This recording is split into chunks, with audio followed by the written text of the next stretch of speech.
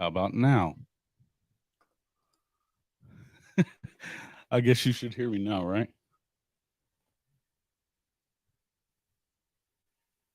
Give me a one. Give me a one. Jeez.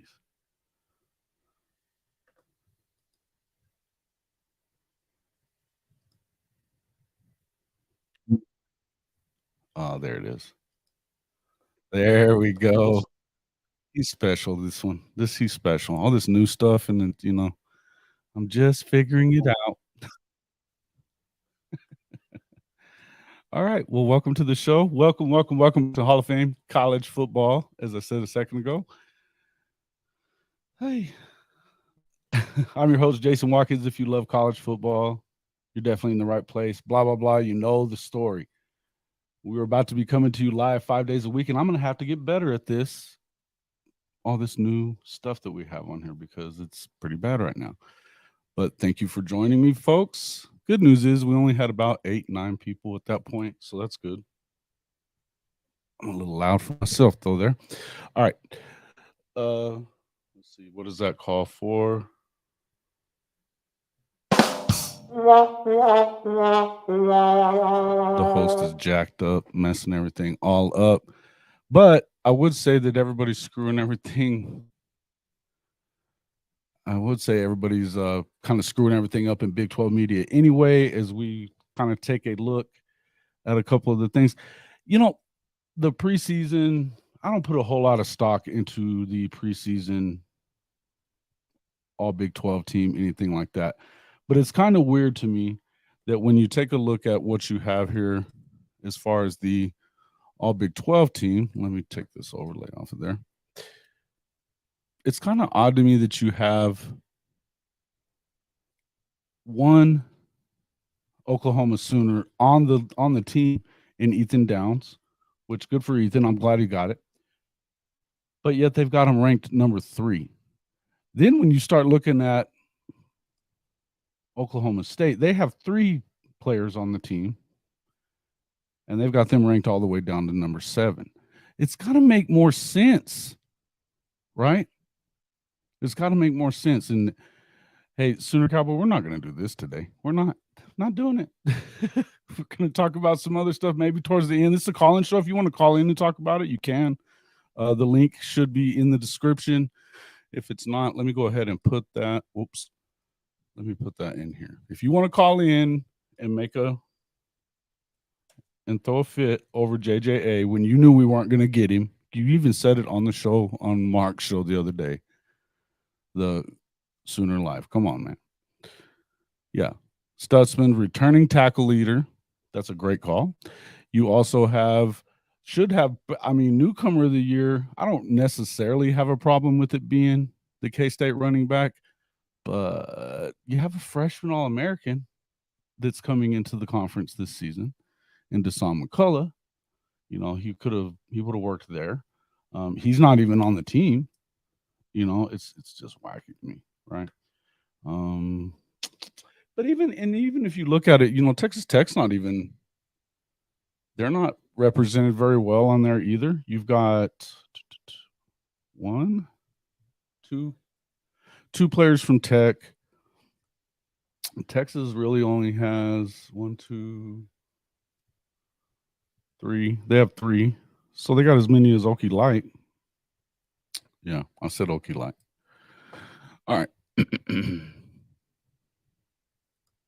Yeah, guys, I don't know what to say about this. It's to me, and look, I have zero problem with the players of the year coming into the season.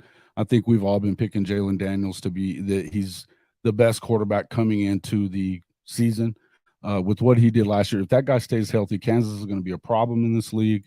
I think that they're still going to be a little behind on defense, but as far as the rest of it, I would see. Yeah, listen. Come on, guys. Really, if we're going to talk about this, then we can. Because here's the thing. You've got guys like Billy Bowman. And even you had Dylan was the newcomer of the year. Not to say he needed to go in front of Jaylan Daniels, because I don't think that he did necessarily. But then you had 2 running backs, and they've got a place for 2 running backs. They go with Devin Neal, Richard Reese. Now, don't get me wrong. No problem with Richard Reese. He had a great season his freshman year at Baylor. Unbelievable season. Devin Neal was very good too, right? But you've got Javonte coming back, and then you've got Sawchuk that just went off in the bowl game against Florida State and nothing. Brennan Presley. Really? We'll let Cody talk about that. But Xavier Worthy, and then Jaron Bradley. I don't know, man. I don't know. Not even an offensive lineman. Bill Bedenbaugh is the best offensive line coach in the freaking conference. Not one of these guys gets on there, So I'm wondering how they get to the point where they get to. How do they get to that point where they make them number 3? Because in the poll, they're going to come in at number 3 without anybody. So it's kind of wacky. Oh, there's old Logan. We're going to let old Logan from the Lone Star College Football come in for just a second as well. Logan, what's up, buddy? What's up, man? How are we? Oh, man, it's a beautiful day here in East Texas. Beautiful. Oh, and here's your partner, too. There he is. Hey. What's up, boys? What's up, man? Look. Oh, we're doing, man, just hanging around. I was kind of we're just kind of taking a look at what's going on with this. You've got the preseason poll, and then we're looking right now at the offensive player of the year, obviously the full team. I just kind of it's just weird to me that you end up with 1 Oklahoma player on there. You have 3 guys from Oklahoma State. Baylor really isn't very well. They've got 1 guy also. Texas only has 3. They've got as many as Oklahoma State. What's up with that? Well, just 3 on the offensive side of the ball. Is it 3 on the offensive side? Did I miss one? Yeah, 3 on the offense, 2 on the defense. Oh, yeah. Oh, so you got 5. Okay, well then. Yeah, we led all the Big 12. So see, that makes sense, at least if they're going to say they're number 1, right? Oh yeah. So yeah, I mean, I get that part of it, but like, if you got and some people are picking, they've got OU at number 3 coming in, but they got one guy on the team. Not even like the newcomer thing. I mean, you had a freshman All-American and Deshaun McCullough coming in there, and you don't even get one. You don't even get him on there. I mean, I'm not necessarily that I have a problem with the incoming running back as far as the newcomer stuff, because of I have a problem with it. You do? Just because I think Giddens was the backup for Kansas State last year, and I think he actually had a pretty productive season. So I don't see why he wouldn't be the starter for a newcomer. Is newcomer limited to just? Well, I don't even know if it showed the newcomer. He's going to be he's a senior, right? Is he? So it's not limited to just incoming freshmen. It's transfer portal. Anybody new. Well, no, because newcomer of the year for the rest of the season last year was Dylan Gabriel. Right. So I would be more inclined to see a name like an AD Mitchell. He could be a guy that comes in, has a big year. I agree. But I don't know. Maybe if he's a senior, maybe they're planning on starting him over Giddens anyways, and that's probably what it'll be. Yeah, and I mean, as I was saying a second ago, I think Richard Reese is obviously belonging on this list. That guy came in as a freshman, lit it up. I mean, he was the best part of that offense last year. Oh, for sure, 1,000%. Yeah, that was the case whenever Dave Aranda actually gave him the ball and put him in the game. Yeah. And I think that was a problem because he wanted to give respect to Squirrel and to Quaylen, some guys that have been there for a couple of years, which he said himself this offseason that he relied a lot on the guys that he thinks should have had a shot, but they didn't in the years past just because of depth chart or whatever, which obviously turned out to hurt us a lot last year. Right. But I think hopefully with him saying that, he will be able to actually run the offense in the best way possible, defense as well, and not just look at how long somebody's there and actually based on skill instead. Right. Yeah. No, I get it. And I mean, that makes sense. That does make sense. Let's see. So no problems with Jaylan Daniels. Obviously, as I was saying, I think everybody's been kind of saying coming in that this is the best quarterback in the league. If he stays healthy, he's electric. He can do a lot of things, right? The only thing that could hold him back, because me and Logan, we did a tier list for quarterbacks a few months ago, and we put Jaylan Daniels at the top of it. Yeah. The only thing that I think gives a quarterback like Dylan Gabriel or Quinn Ewers, or even like a Tyler Shuck, is that I don't know the receivers at Kansas. Right. Quinn Ewers is going to have a ton of targets to throw to. Yes, he does. But Jaylan Daniels is electric. He can beat you a lot of ways, right? It's kind of like how he got hurt last year when they were like 5-0, and you saw the whole Kansas team. They reverted right back to old Kansas. Yeah, they ended up losing 6 out of their last 7, right? Right. They lost 3 in a row, then won a game, and then lost 3 in a row again. Of course, he missed 2 of those. He really missed 2 of those games, or really 3, because he missed the better part of that 4th one because it was against Okie Light. Yeah, and again, he played. Cody should be in here pretty soon, but then again, when he came back, he wasn't like he was in the first half because against Arkansas, he had a great game, 5 touchdowns, 2 interceptions, and 544 yards. But against Texas, his first game back after injury, I mean, we beat them like 55-14 or something. Like they seemed like the old Kansas, and I really wasn't expecting that. But Hank says, I agree. This list was a bar conversation after too many Bud Lights. Well, I got a question, Jason. Who for Oklahoma, who would you have thought would have been on this list that isn't? Okay, so I mean, I don't. It's like I said, because I have 2 for the freshman quarterback, I'm good with it. You know what I mean? But honestly, if you're talking about good running backs, Javonte Barnes had a great year. I mean, Devin Neal did as well, so I'm not terribly upset about that, right? But then, okay, so what about? But if you got, you start talking about tight ends, we've got Austin Stogner coming back to OU. he was definitely one of the best tight ends in the league whenever he was there. So, but that's fine. But I also don't have a Jatavion, problem with Jatavian Sanders because he might be the best one in the country, right? nah, he's not Brock Bowers. He's not the best. He's not Brock Bowers, but he's solid for sure. Yeah, he's up there. But then, okay, so offensive line is for sure. Bill Bedenbaugh's been the best O-line coach in the country, and he puts out first rounder after first rounder after first rounder, and none of these guys get in there, But at the very least, just like I said, I think Deshaun McCullough, he's a freshman All-American. How does he not come in as a freshman All-American and be on this team somewhere? As newcomer of the year or something like that. You also have guys like, Rondell Bothroyd, on the defensive side of the ball. That guy he was amazing at it in the ACC. I know he hadn't been in the Big 12 yet, but guys, the dude was a game wrecker. There's a lot of guys like that. And Danny Stutzman was the leading tackler in the conference, leading tackler on the team as a linebacker. So, these are guys that you could have put. And I'm not saying you necessarily have to do all of those guys. I'm saying some of these guys could have been somewhere on there. And, in the end, the thing is why are you picking them to be third if you don't like any of their players, right? That was my question. Because, and so me and Logan actually kind of talked about this some. Because in theory, okay, kind of like with Texas, you're going to be overhyped because the way y'all recruit, there's no reason for you to not be a contender. If y'all aren't a contender this year, then there's something like seriously going wrong. Just like Texas, every year that we're not a contender, it's because something is going way wrong. Right. So the Cowboys, you said they're basing it on how OU played last year. You got to earn it. Well, then how did Texas earn 5 with, losing 5 games and only winning 8?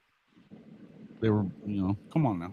Yeah, but I mean, look at the players that we got on it. I mean, listen, and I'm not even saying anything really bad about it. Right, but when you're because you're right. No, you're right. We lost 8 games or we lost 5 games. That's not a good season at all. But on the defensive side, now Byron Murphy, I don't agree with. I would have liked to see Barrett Sorrell on the edge position over Byron Murphy. But Jaylan Ford should have been the Big 12 Defensive Player of the Year last year, in my opinion. Well, that's why they have him as the guy right now, right? Xavier Worthy has 21 touchdowns in 21 games. Can't argue with that. Jatavion Sanders is the best tight end Texas has had since Jermichael Finley. Yeah. And Kelvin Banks, honestly, probably could have been a first-round draft pick after his freshman year. I probably would have taken Presley off that list, though. I don't think Brandon Presley was that great. I know. Yeah, that's what we were talking about last night, too. I would have liked to seen like a Keytron Jackson from Baylor coming from – where does he come from, Arkansas? Yeah, Arkansas. He was going to be their number 1 target this year. He could be a newcomer player as well. He could be in that as well.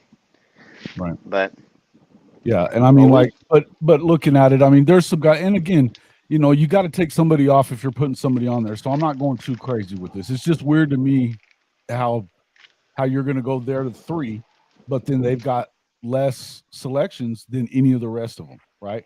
Javonte Barnes, I feel like he I don't know. I feel like he looks just like he could have been just as good. You know what I mean? On that list as say Devin Neal, maybe. Right. And I know they're going to have to run the football there at Kansas, but Jaylen Daniels a lot of times was the leading rusher when he was in the game, right? Oh yeah. He had almost 500 Reggie Pearson would have been another good selection. That's right, Kim. I'm with you on that. The guy he played at Tech last year, and he was easily one of the best safeties in the league. Easily, right? Well, hey, Jason, we this is the end of our break. We just got to hop on here for a little bit and talk with you. Boys, appreciate you having us on, though. And all right, well, you got to tell me before you leave. Is Texas back? What's up with that? No, well, Texas isn't back. Texas ain't back until we show we're back. I think Texas has a good opportunity to. A Longhorn fan that's got something real to say. I think we have a legit chance at an 11-1 season. Losing to Baylor. Not losing to Baylor. No shot we lose to Baylor. If we have a loss, and the reason I can't say 12-0 because 12-0 in the Big 12 just seems like the most impossible thing in the world. But because they're always going to lose one to somebody, right? It could be, in my opinion, Bama, Oklahoma, and Kansas are actually my 3 biggest teams that I'd have concerns with. Texas Tech probably coming in at a pretty far down fourth just because of Joe Rightfully so. McGuire. Kansas State would be on there, but we've beat them 6 years in a row. Even when they're up, it doesn't seem to be a big deal for Texas. So, Yeah. 11-1 is possible. I think 10-2 is most likely, which puts us in the Big 12 game.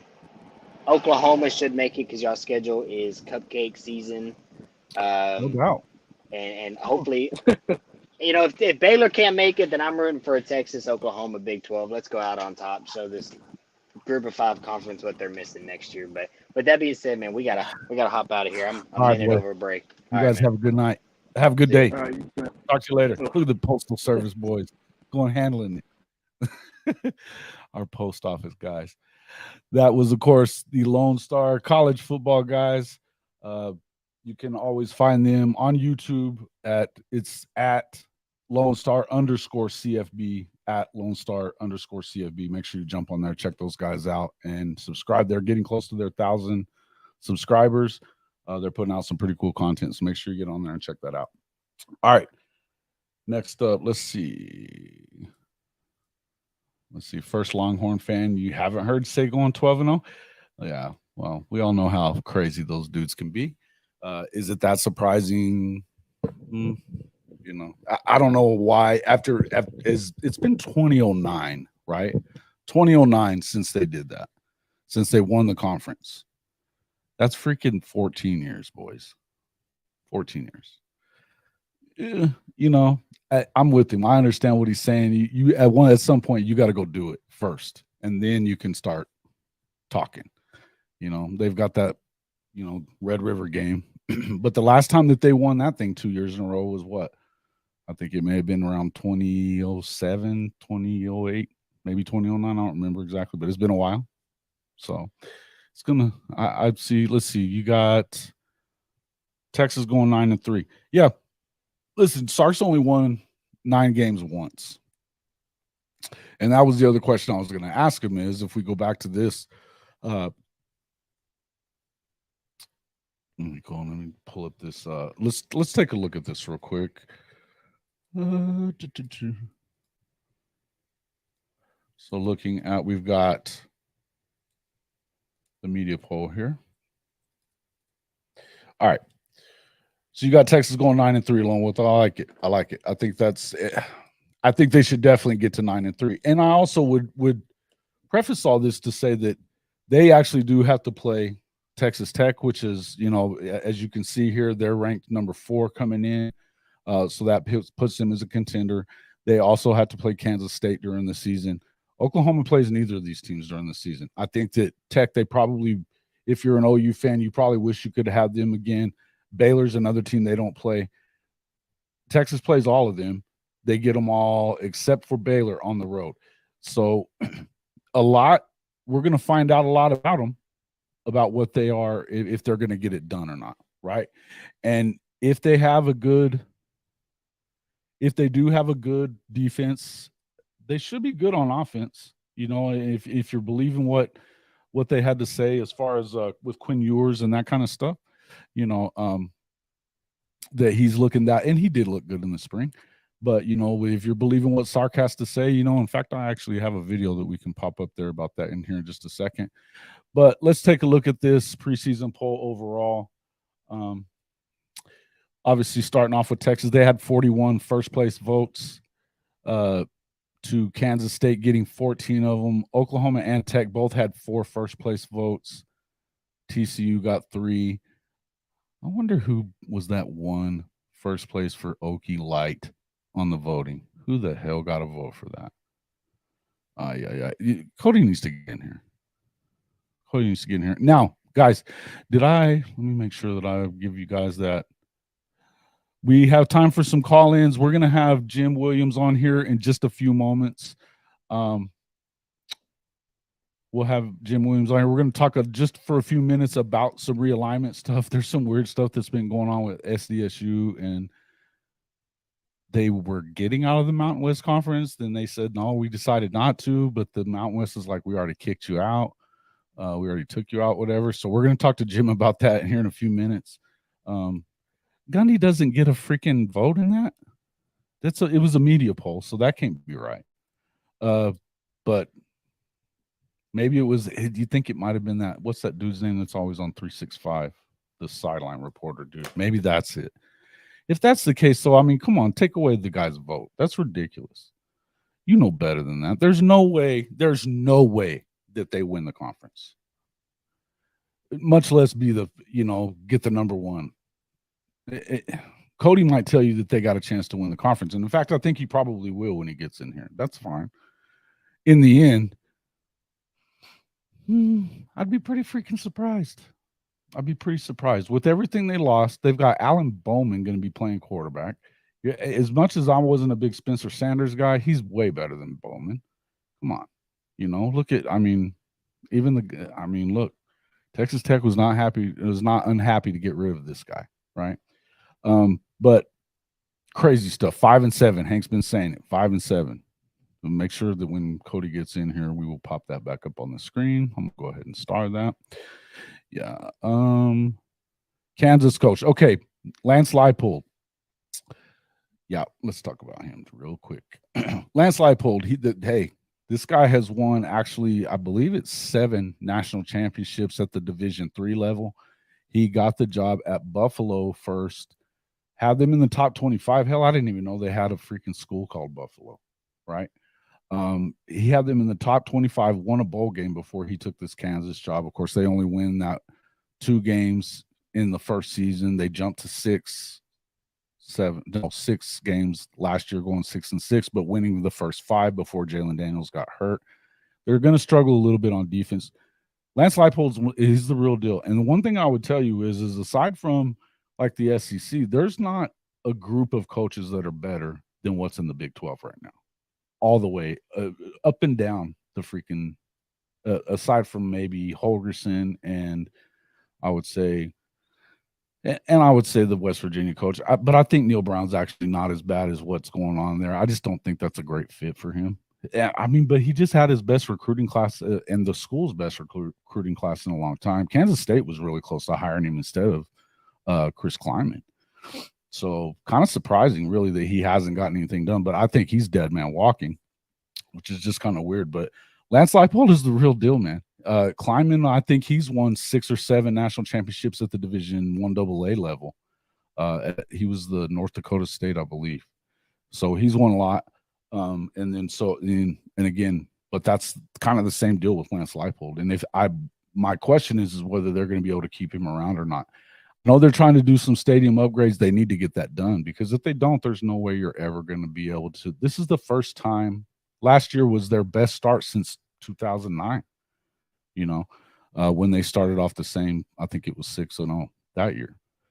They hadn't been good since. And all of a sudden, they go from 2 wins to 6. I mean, and they have the player of the year coming into the conference season.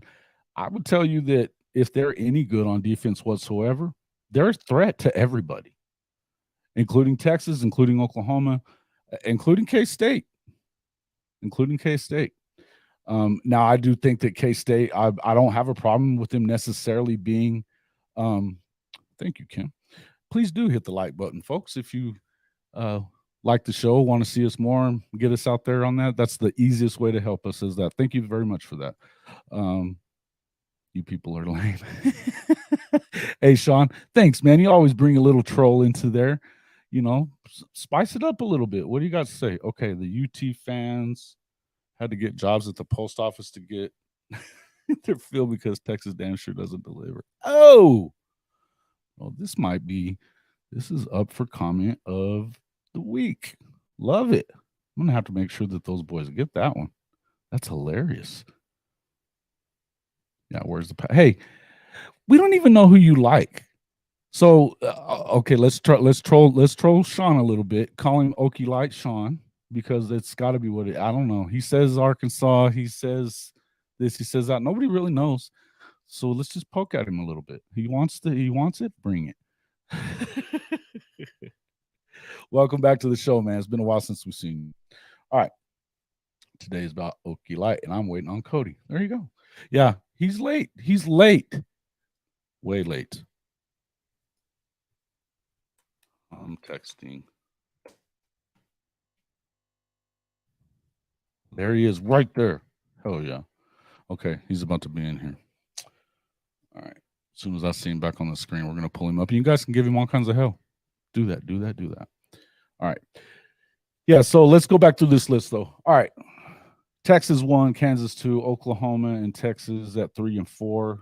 TCU, who won the regular season championship a year ago, made it to the national championship game. They've got them at number 5, followed by Baylor, Oklahoma State, UCF, Kansas, Iowa State, BYU, Houston, Cincinnati, West Virginia bringing up the rear. Welcome to the show.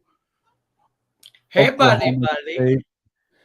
Yeah, buddy, me. Hey, buddy. What's going on, man? What's going on, man? We're gonna have to give you a hard time. You're late. I'm not late. Okay, you know what? You're Actually, late. hold on. It's 11:06. I'm technically late. My bad. You're late anyway. You're the one that What's said the 10 plan? o'clock. You're the one that said 10 o'clock, bro. Killing No. me. Just killing me. I said 11, No, you didn't. and you said 10:30. Well, Hank's been waiting on you, so it's on now, buddy. Hey, Hank. What up, buddy? Typical slowpoke, as he says. Hell yeah. Uh-huh. Here we go. Okay, we got comments. I need some comments. I like it. Here we go. Yeah. There we go. So Hank's got you going 5 and 7, dude. Hey, what? 5 and 7. Hank, Daggett Nabbit, we've had this conversation before. Morning drinking is not for you, bud. Morning drinking is just not your cup of taters, my guy. Come on, man. Listen, man, I got to be with him here on this. I got to figure out where. Now, it's weird to me that Oklahoma State ends up with 3 guys on the list for preseason. Yeah. OU only gets 1 guy, but they've got you at 7, OU at 3. I just don't know where the media was at on all this.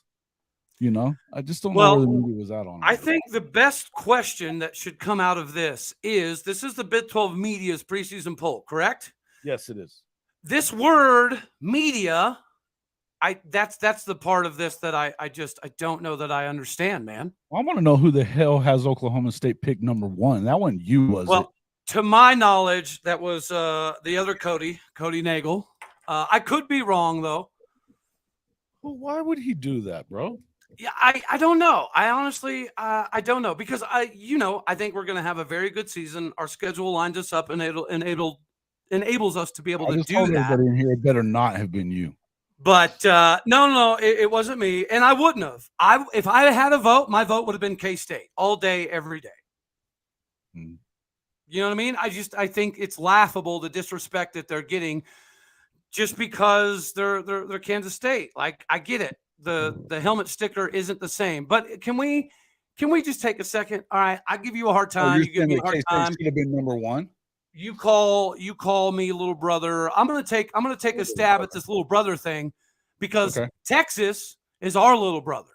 We have beat them like a redheaded stepchild for the last 12 years, pretty consistently on a regular basis. Pretty sure we've won like 9 of the last 12. So they're our little brother. We can say that. I'm fine with it. For them to have 41 flipping fracking votes, to me, that is nothing more than a propping up of this SEC before they bounce. I don't get it. I don't see it. I think they're going to be good. I really do. I see Texas winning 10 games. But this preseason love that everybody has every single year is ridiculous. How are you going to say you see him winning 10 games when Sark's never won 10 games and he's won 9 once? But you're also saying that they shouldn't be number 1. How the hell is it? It can't be both. What do you mean they can't win 10 games and not be number 1? Yeah, dude, it's preseason. No. They have done nothing to deserve 41 first place. They have done nothing to deserve you saying that they're going to win 10 games. Man, if you look at this spring, right, compared to previous springs, I think you do see a big difference as far as team speed. And schematically, what they're trying to do defensively looks much more simplistic than previous years. The last year's spring game, they looked very out of sorts. So I don't think it's a big surprise that coming into the season that they potentially had some issues. Where did you go? Don't know where you went. But anywho, Texas being number 1 here is beyond laughable. And I do think that this is a little bit of a propping up of sorts to try to build Texas into something that they're not yet. I do see some differences between this spring and last spring. I do see them being better. But this is ridiculous, man. This is preseason. I don't see how you can say it's ridiculous. I don't see how you can say it's ridiculous. You can sit here and say it's ridiculous, and then in the same breath say they're going to win 10 games when he's never done it. I don't get that. Well, okay, what is there not to get? I just said there's a big disparity between last offseason and this offseason for Texas. Quinn Ewers was an unproven commodity coming into last year. Everyone thought that maybe it was going to be Hudson Card's job to lose. When Quinn Ewers got in the game, he proved why he was the guy. When Quinn Ewers was in the game, they were significantly great a lot of times. And another reason is I believe in Malik Murphy. I think Malik Murphy is good enough to start. He's not the starter. I understand that. He's good enough to start at 70% of the Big 12 schools right here, right now. He'd start at Oklahoma State, and he'd probably start at OU. Yeah. I mean, Malik, I think that he's a starter. Yeah, he's a starter. He should be. I'm surprised he stayed at Texas, to be quite honest with you. Me too. Well, the answer to that, man. A ton of money in his pocket. I mean, that's clear. And Joel Klatt even talked about it the other day about how NIL can be actually a good thing, right? Because instead of kids leaving early because they feel compelled to, and we've both been through it, right? Lincoln Riley suggested that some people go ahead and enter the draft early. Mike Gundy has done the same thing to guys, saying that you should probably go to the draft, yada, yada, yada. But now you don't have to worry about that as much anymore because a lot of these guys are going to make more money by staying in school than they will be going to the draft. If you were previously a 5th-round guy, 4th-round guy, 6th-round guy, you were a junior, you felt like you had to take the leap because you couldn't afford a bunch of injuries. I don't think that's going to be the case anymore. Okay. Yeah. But can we get to why Kansas State is going through this level of disrespect? So they're disrespected by being number 2? 14 votes. It's not about the number. To me, it's about the number of votes, buddy. That's ridiculous. Okay. That disparity, Texas and Kansas State right now. That's what I'm saying. That's why I think this is an entire, and this is what I would tell you about that part of it is, number one, I don't think it's just the Big 12 media. This is a national thing, because I mean, you got every freaking swinging in the country has Texas slated to do it. They haven't won anything since 2009. I guess they can just keep saying they're back until they actually are. I guess, man. I thought we learned our lesson by now, but evidently not. No, dude, because if you look at, Josh Patel's do it, and you got the entirety of ESPN does it. You even got a lot of those SEC creators that you watch them, I watch them. They're doing it too. Well, that makes sense to me. Pissing their ass. That makes sense to me, right? Because it's the SEC, propping up the SEC. I get that. And with all due respect, if we're going off of what they had last season, what they're bringing into this season, what they look like during the spring, other than talent-wise, there's no doubt whatsoever that they have the most talented roster. I'm not even saying that. Yeah, I'm not even saying anything about. But that's every year. Okay, right, exactly. But the bottom line is Sark has a long career as a head coach, a long career. And this is year 3. He won 5 games, losing 6 straight halftime leads in his first season. He loses 5 last year, goes 8-5. They were better, but there's no way that these guys ought to be. You're right about that. I'm telling you, there's no way that these guys should be doing that. When you've never won 10 games, then you need to win 10 games first. You cannot sit there and just that many people think that this is that they're the truth like that. Now, don't get me wrong. I think that and to Lone Star, to Christian's credit, he just said, "Hey, we're not back until we prove we're back." I'm surprised. Most Texas fans are not going to say that. Christian, that was real. But yeah, it was. Yeah, you're right, Dalton. There was about 1,000 yards difference between him and Dillon Gabriel. I get it. Dillon Gabriel had a top 15 offense. Texas didn't. And again, I think that he gets a lot of disrespect there too. Dillon Gabriel gets a lot of disrespect. He gets a lot of those losses to Power 5 teams hung on him too. There are close games and whatever, all that other crap as well. But a lot of that is, of course, coming from those knuckleheads over at UCF, which we can talk a little bit about those clowns anytime you want. Quinn Ewers also had Bijan Robinson and Roshan Johnson. This is exactly why there's no excuse for them not winning 10 last year. And I'm just saying, when somebody's saying that Ewers had 1,000 less yards, if OU had those two running backs, Dylan Gabriel would have. OU had a good running. They had two good running backs, Javonte Barnes and Eric Gray. Eric Gray was a freak. Hey, he had 1,400. Good, yes, but you have to admit that Bijan Robinson was. I didn't say he was Bijan Robinson, and I didn't say he was Roshan either. But they also used him better. Period. Okay. They used him better. Fair enough. So that's my deal on it. Well, but going back to Texas, I think the Texas fan that brought up, they haven't earned anything yet. I agree with. That's why I have a problem with this many votes. But you look back at last season, they lost so many second half leads.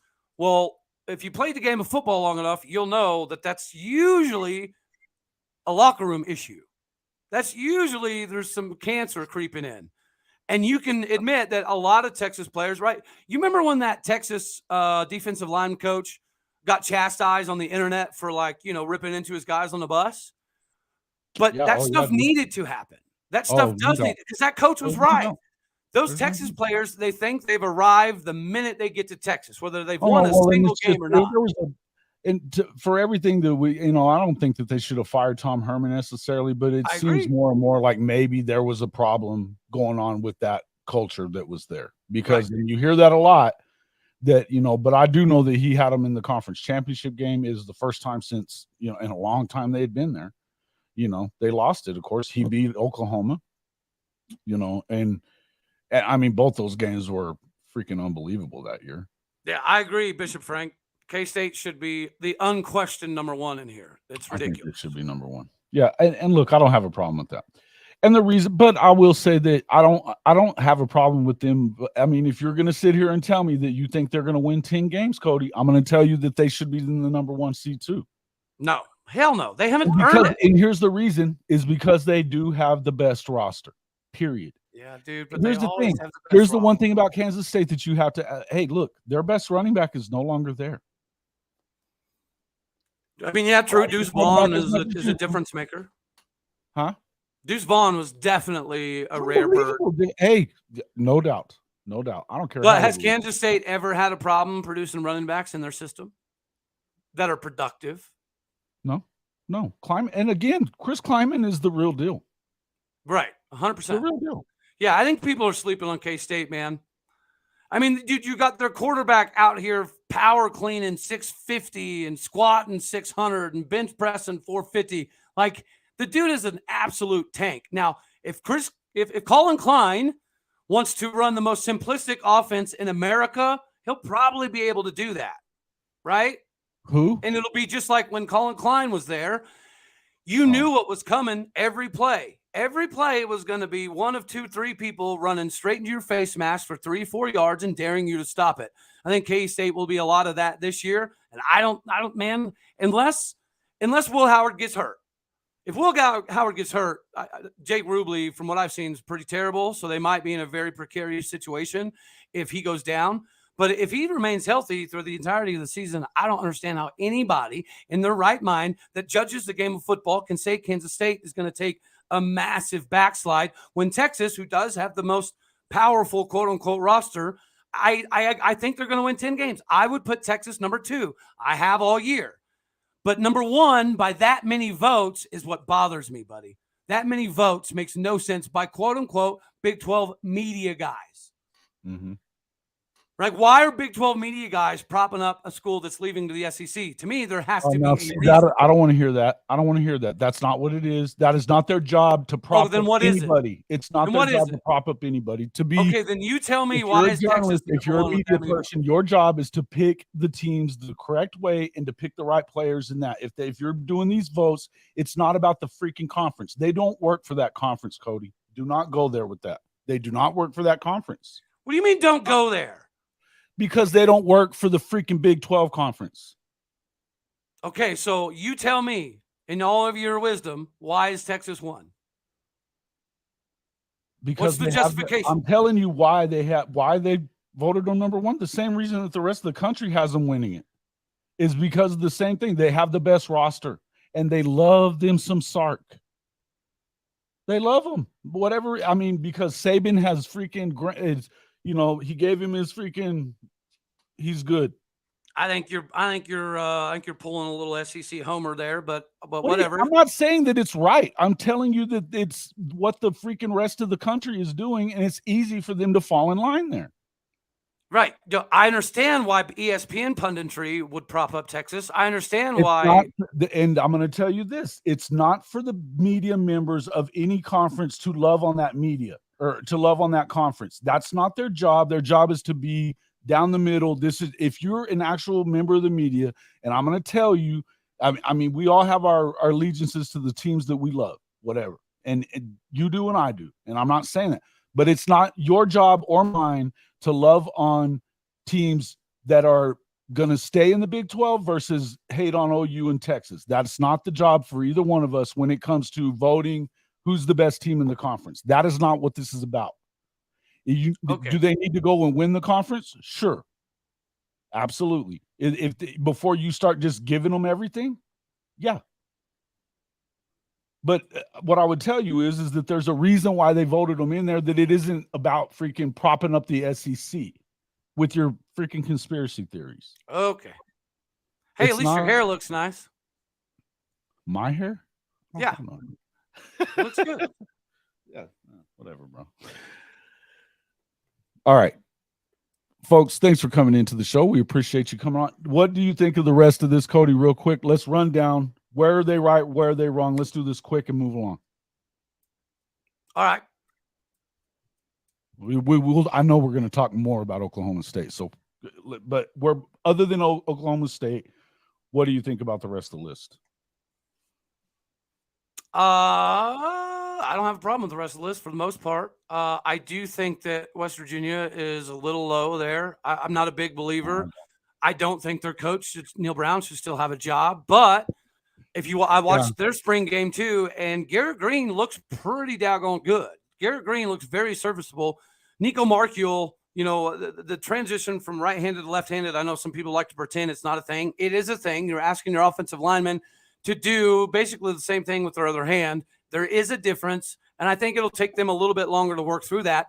But Cincinnati, man, I just don't feel like they have the two deep to be ultra competitive. Same thing with Houston. I would probably put Houston as last place, and West Virginia maybe in the 12 style of range. But other than that, I think BYU is criminally low, and UCF is ridiculously high. Other than that, the rest of the list. I was hoping you would come to them. Freaking UCF. What are you guys kidding me? You went 9-5. John Rice Plumlee can't throw the freaking ball from here across the room. And you think you went 9-5 a year ago, and you think that you're going to come into the power? Bro, dude, UCF fans firmly believe that John Rice Plumlee, they think John Rice Plumlee is about to tear up the conference. They think that there's not a defense in the Big 12 that can stop that. Because he's Adrian Martinez. Come on, Adrian didn't last the season. See, Kim says KU should be higher. They have the best player in the conference, but yeah, so they should be. Yeah, how's he the player of the year, and they're gonna finish 9th? None of this makes sense. I think defensively, I do think Kansas is better than UCF, like without it. And right now, I'll say I think KU is better than Baylor. Me too. But their defense is going to take some work, and they're going to get exploited by some of the better offense. Also, listen, I think TCU has a hangover. I'm not one of these folks that's buying stock on TCU. Not doing it. I am. They got 67 hung on them in the national championship game. All those super seniors are gone, and they have a new quarterback, and they have a new offensive coordinator as well that doesn't run the same system as Little Riley. I think if anybody had a better transfer market than us, it might be TCU, man. They filled a lot of holes. Might be Oklahoma for defense. I mean, I don't have a massive argument there either. I think OU's done a lot of good things. I think OU's going to be good. But here's the thing: I do believe the parity in the Big 12 this season is going to be even more drastic than last season. right? Last season, you knew, even KU, if you didn't pack a lunch, you're in for a long day.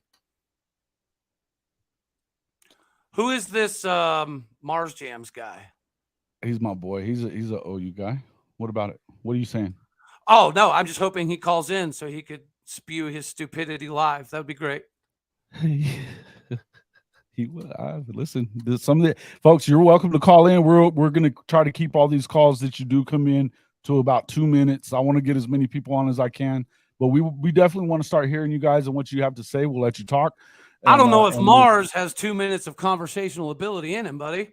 What did he say that's got you so wound up there? Oh, he's just saying stuff like he's not saying anything wrong with the last time Oklahoma State won the Big 12. It was 2011, right? You got to answer. Okay. Yeah. But no, he said O State fans are delusional. I don't know what we're delusioned about. I think you're delusional too. I don't think that you finish any further up than what they've got you at. I don't. Well, that's because you're a hater and you're okay. It's okay. It's all right. It's not even. It's because I'm a hater. Oh.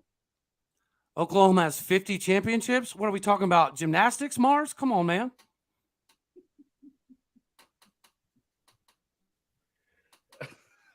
What? Wait. What? All right, let me go back. Says OU has 50 titles. Pipe down, win something. What are you? What is this guy talking about? Bro? Oklahoma has 50 conference championships. 50. See, I told you he doesn't have conversation ability. Dude can't even type. Step your game up, Mars. You and Hank are drinking together or what? Actually, I'll tell you this. Hank actually puts out some pretty legit stuff. I dig Hank. I'm a fan. What? Okay. What? Okay. Dude, I love that. Yeah. You'll have to show me how you do that stuff. That's pretty cool. I've got the Rode the Rodecaster Pro 2. That's why. That's dope. I like the that. Rodecaster Pro 2. Yeah, I've got some cool stuff on here. I don't know about that. Yeah, dude. Like I said, man, I am buying TCU, right? Baylor's confusing to me. I can't stand Baylor just because their fan base blows my mind, man. They could be undefeated, playing a top 5 team, and still not sell out their stadium. Somebody please tell me how, a legitimate Power 5 football program still to this day cannot sell out a flipping fracking stadium. How is that possible? Tell me how it is that you can not win a freaking game that matters in freaking 20 years. I mean, I can't speak to that. Oklahoma State's famous. You're going to sit there and talk trash. Famous on dropping them. At least we sell out the stadium. What are you talking about, bro? We have people that show up to sell out. We sold out against Arkansas flipping Pine Bluff. And when I was a kid, there was never one day in my life you could have told me that Oklahoma State would ever sell out against an Arkansas Pine Bluff type of school. Well, now we do it on a regular basis. So I can talk crap in this department because we fill up our stadium, bro. Y'all screw it up every year. Yeah, that's fair. And the problem is so hold on. How are Oklahoma State fans delusional? Find me an Oklahoma State fan that says that we don't screw it up. How you're going to have Alan Bowman being the starting quarterback and you expect him to do the same thing as what Spencer Sanders did? Tell me. Because we're going to rush for 4.6 yards a carry every single game. That's how. Yep. I told you to bet me on that one too, and you didn't. So you missed the boat, bud. What? Yeah, find one of your things. You want answers? I think I'm entitled. You want answers? I want the truth. You can't handle the truth. Y'all are going to get smoked, bro. You're going to get smoked. And especially when it comes to the Red River game. I'm with you guys on this one. And hey, that's what we have the bet on. That one for sure. They're going to lose by 21. Yeah. The brakes beating off. Brakes. I love it, man. Gotcha, bitch. I love it. You and Hank and Mars need to send me the same beer y'all drink. Well, no, I don't want your Bud Light. I take that back. Easy. Take that back.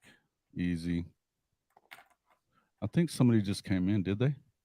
Jim Williams. Okay, we're gonna switch over to some just for a few minutes, we are going to talk because he's only got a few minutes, I think. So we're going to talk to him a little bit about. Let's see, where's that stupid thing at? Let me get that off of there. We're going to bring it in, talk a little bit of realignment as we're talking about. There's been some wacky stuff going on with San Diego State, so we're going to bring in Mr. Jim Williams. Hold on real quick here. That's fine. My buddy Wet Blanket's in here having a ball. Having a ball in your comment section. It's all, yeah, I see that. He can call in if he wants as well. Tebow couldn't win the game. He had $90 million on the line. What? What? Yeah, you know what he's talking about. I don't. What about Tebow? I don't get it. Okay. Mr. Williams, sir. Yes, sir. Welcome to the show. How are you? I'm well, thank you. You guys caught me in vacation mode here, so. Vacation mode. Well, you should have just told me that was the case. I would have understood that completely. No, it's okay. For you guys, I'm here. You know, it's. Well, that's great, Jim. This is my vacation. There you go. Yeah. This is Avatar Jim here today. Yeah, Avatar Jim. Yeah, there it is. So everybody, welcome in 7-time Emmy-winning TV producer and director, columnist for Forbes, Mr. Jim Williams. Talking a little bit, we've been talking a lot about this preseason Big 12 stuff. I know you probably don't know or care anything about it, but hey, I follow you guys. Some of it that's going on right now is, and I mean, I've actually tried to separate myself a little bit from this realignment talk because I'm sick of Pac-12 folks and the stuff that they have to say. I lost my mind a little bit the other day, so I just really hadn't been on Twitter much. But I did see, what the heck is this stuff with San Diego State and the Mountain West and the Pac-12? Is it that? Tell me what you think, and I want whatever news you got on it.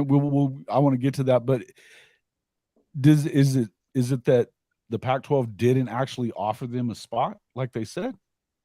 Well, look, the way that it normally works is you are offered a spot or an invitation, I should say. It's rendered that way. In other words, if I want to invite San Diego State to join the conference, I formally send them a letter. And I mean, obviously, we've spoken on the phone and all that, so they're not going to reject the letter. But the point being that I will send them a formal, let's try to speak English here, Jim, a formal letter, at which point then they would send a formal letter to the Mountain West requesting the ability to leave. In other words, telling them we're going to leave and we want to give you guys, the alert that we're headed out. And they would then begin the process of either paying the $17 million had it been done a couple of days ago, or negotiate down from the $34 million, which would presently be the situation. So, as many things as the Pac-12 has done poorly, this one's on San Diego State. Okay. You just don't. Yeah, well, I mean, they took them out of the conference, right? I mean, they definitely pulled them out. They sent a letter because they took their board member out, right? So that, I mean, they sent a letter, but the upshot of that letter was that two sides looked at it from a different way. One side saying, "Hey, look, we're going to leave the conference, but we need a little extra time." And then the people from the Mountain West, understandably, said no. Wait. You're telling me you're not gonna, you're leaving, but you don't know where you're leaving for, and you want an extension so you don't have to pay us more. You're nuts. So they held their feet to the fire. This is 100% on San Diego State. Yeah, absolutely. Again, so weird, right? It would be easy to lay it off on the Pac-12, but take a look at how SMU's handled this, right? Kliavkoff was there physically on campus. You couldn't be in a more open situation when you literally go to the basketball game in front of everybody in the building and TV, you're there. All right. So did SMU, pick up the phone and call Mike Oresco and say, hey, you know what? We have a chance, probably, possibly, maybe, to go to the Pac-12. We want to look at some negotiating deals to get out. They didn't. They didn't. They did the right thing, and they're in the American until they're not. What San Diego State did was silly because they sent a letter without ever being formally invited. So if you're not formally invited, you're not a member of anything. Yeah. I don't know what they were thinking. I don't know what they're thinking either. I know that They're not dumb people. I mean, they're smart folks out there. So I don't get it. I mean, that was one of those things where you looked at it and went, man, this is an unforced error. This is something you just shouldn't have done. That's a good baseball reference, Jim. That was really nice. I saw what you did there. Hey, this is why he's a 7-time Emmy winner, because he gets it. So what's the latest though? I mean, are they stuck like Chuck? Is there a time in our future that we might see a new Pac-12 deal, since we keep hearing we are? It'll happen. If it doesn't happen before the 21st, I guess it'll be 3 weeks from today. It's going to dominate the what would be, frankly, the Pac-12 this year is going to be one of the most exciting, leagues in all of college football. With definitely have the best quarterbacks. Fantastic quarterbacks they have. So there's potential there, right? You would not want to, and these are, and here's where I feel sorry for the kids, right, and the coaches. They're going to go to that media day, and if there isn't a media deal done, then very few people are going to pay attention to all of the, positive things that could be coming out of there. And it's all just going to be, well, when is this going to happen? When's that going to happen? When are we going to do this? So I'm hoping, and the reason I hope is because I don't want the kids to go and the coaches to go be subjected to every question other than what they want to talk about, which is what their teams are going to be playing like. Yeah, it seems like you would probably just cancel media days if that's the case, if you're not going to have a deal, because they're not going to talk about anything else. Nothing. Right? Reporters are not coming there, and what else is their story about if they don't? People will be there talking about it than the ones you want. That's right. You're not going to get the football writers there to talk about it. What you're going to get is, media and other people saying, okay, well, why is this not done yet? So now, Jim, if you don't mind my asking, since San Diego State has clearly put themselves in a very precarious situation, they clearly have no leverage in this. Is this an opportunity that maybe somebody like a Brett Yormark can leverage their mistakes against them? You mean try to bring them into the conference, or what? Yes, sir. Yeah, sure. I mean, but I don't see any. I just don't see. The problem with that is, okay, you get San Diego State, and San Diego State is a fine group of, a good institution, and they've got certainly potential, certainly as much potential as any of the four they brought on. But I just don't see Yormark adding them because they add no value at this moment. And I mean that by the deal is done. If my understanding is correct, they, meaning the Big 12, could get additional funds, from ESPN. I never heard anything about Fox kicking in much.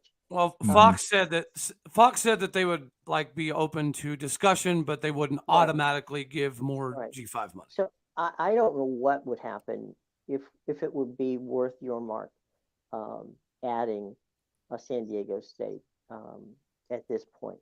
I mean, there either one of two things is going to happen. One is the Pac-12 gets the media deal, then they go and they add SMU and San Diego State. Or number two, the Pac-12 doesn't get a media deal. Everybody gets antsy, and all of a sudden, it's a jailbreak. And at that point, you've got certainly 3, if not 4 schools that everybody's been focusing on, that also puts San Diego State in a position of being, not necessarily in position to, at the top of that 4-person list. They're just not going to be there. You can get 4 Power 5 conference teams as opposed to one other group of 6. You're going to take the Power 4. So for sure. They're really, and I think that's what they need to do too. I'm with you. I understand that so many people are against Utah because of all the ugliness and stuff that's been coming out of there. I understand that. And you're even starting to hear some of that coming out of ASU. But in the end, if you really want this conference to be powerful, I'm going to say this again. I don't see any other way to bring Utah in because of that, the Holy War. And then you need those, and you need both of the Arizona schools, because that's another huge it's another huge rivalry, whether it's football, basketball, whatever. And that's what runs. We've said this 1,000 times. It's not market size. It's how many people are going to watch the shit. Well, the other thing too, and I know people, because I've been on both BYU and Utah media. Yes, you have. Look, whatever beef they've got, that's their beef, right? Yeah, exactly. But you cannot look at Utah, who's won back-to-back, Pac-12 championships, who's been to the Rose Bowl, gave Ohio State, night terrors in that game that they lost. And then, in fairness, they got beat by Penn State team that, Utah was depleted on that day. I'm not, all great to Penn State. Penn State did a good job and won. But my point being, you have an opportunity at a 2-time conference champion, and if you, with all due respect to those other 3 schools, right? Arizona, Arizona State, Colorado, none of those, you can put any one of them on the field. Utah probably beat them by double digits. You can't overlook the potential of bringing on a Utah. I mean, whether or not that's, they make you nuts or whatever, that's okay. Yeah, listen, I get it. Yeah. I mean, but I always use a wrestling analogy, right?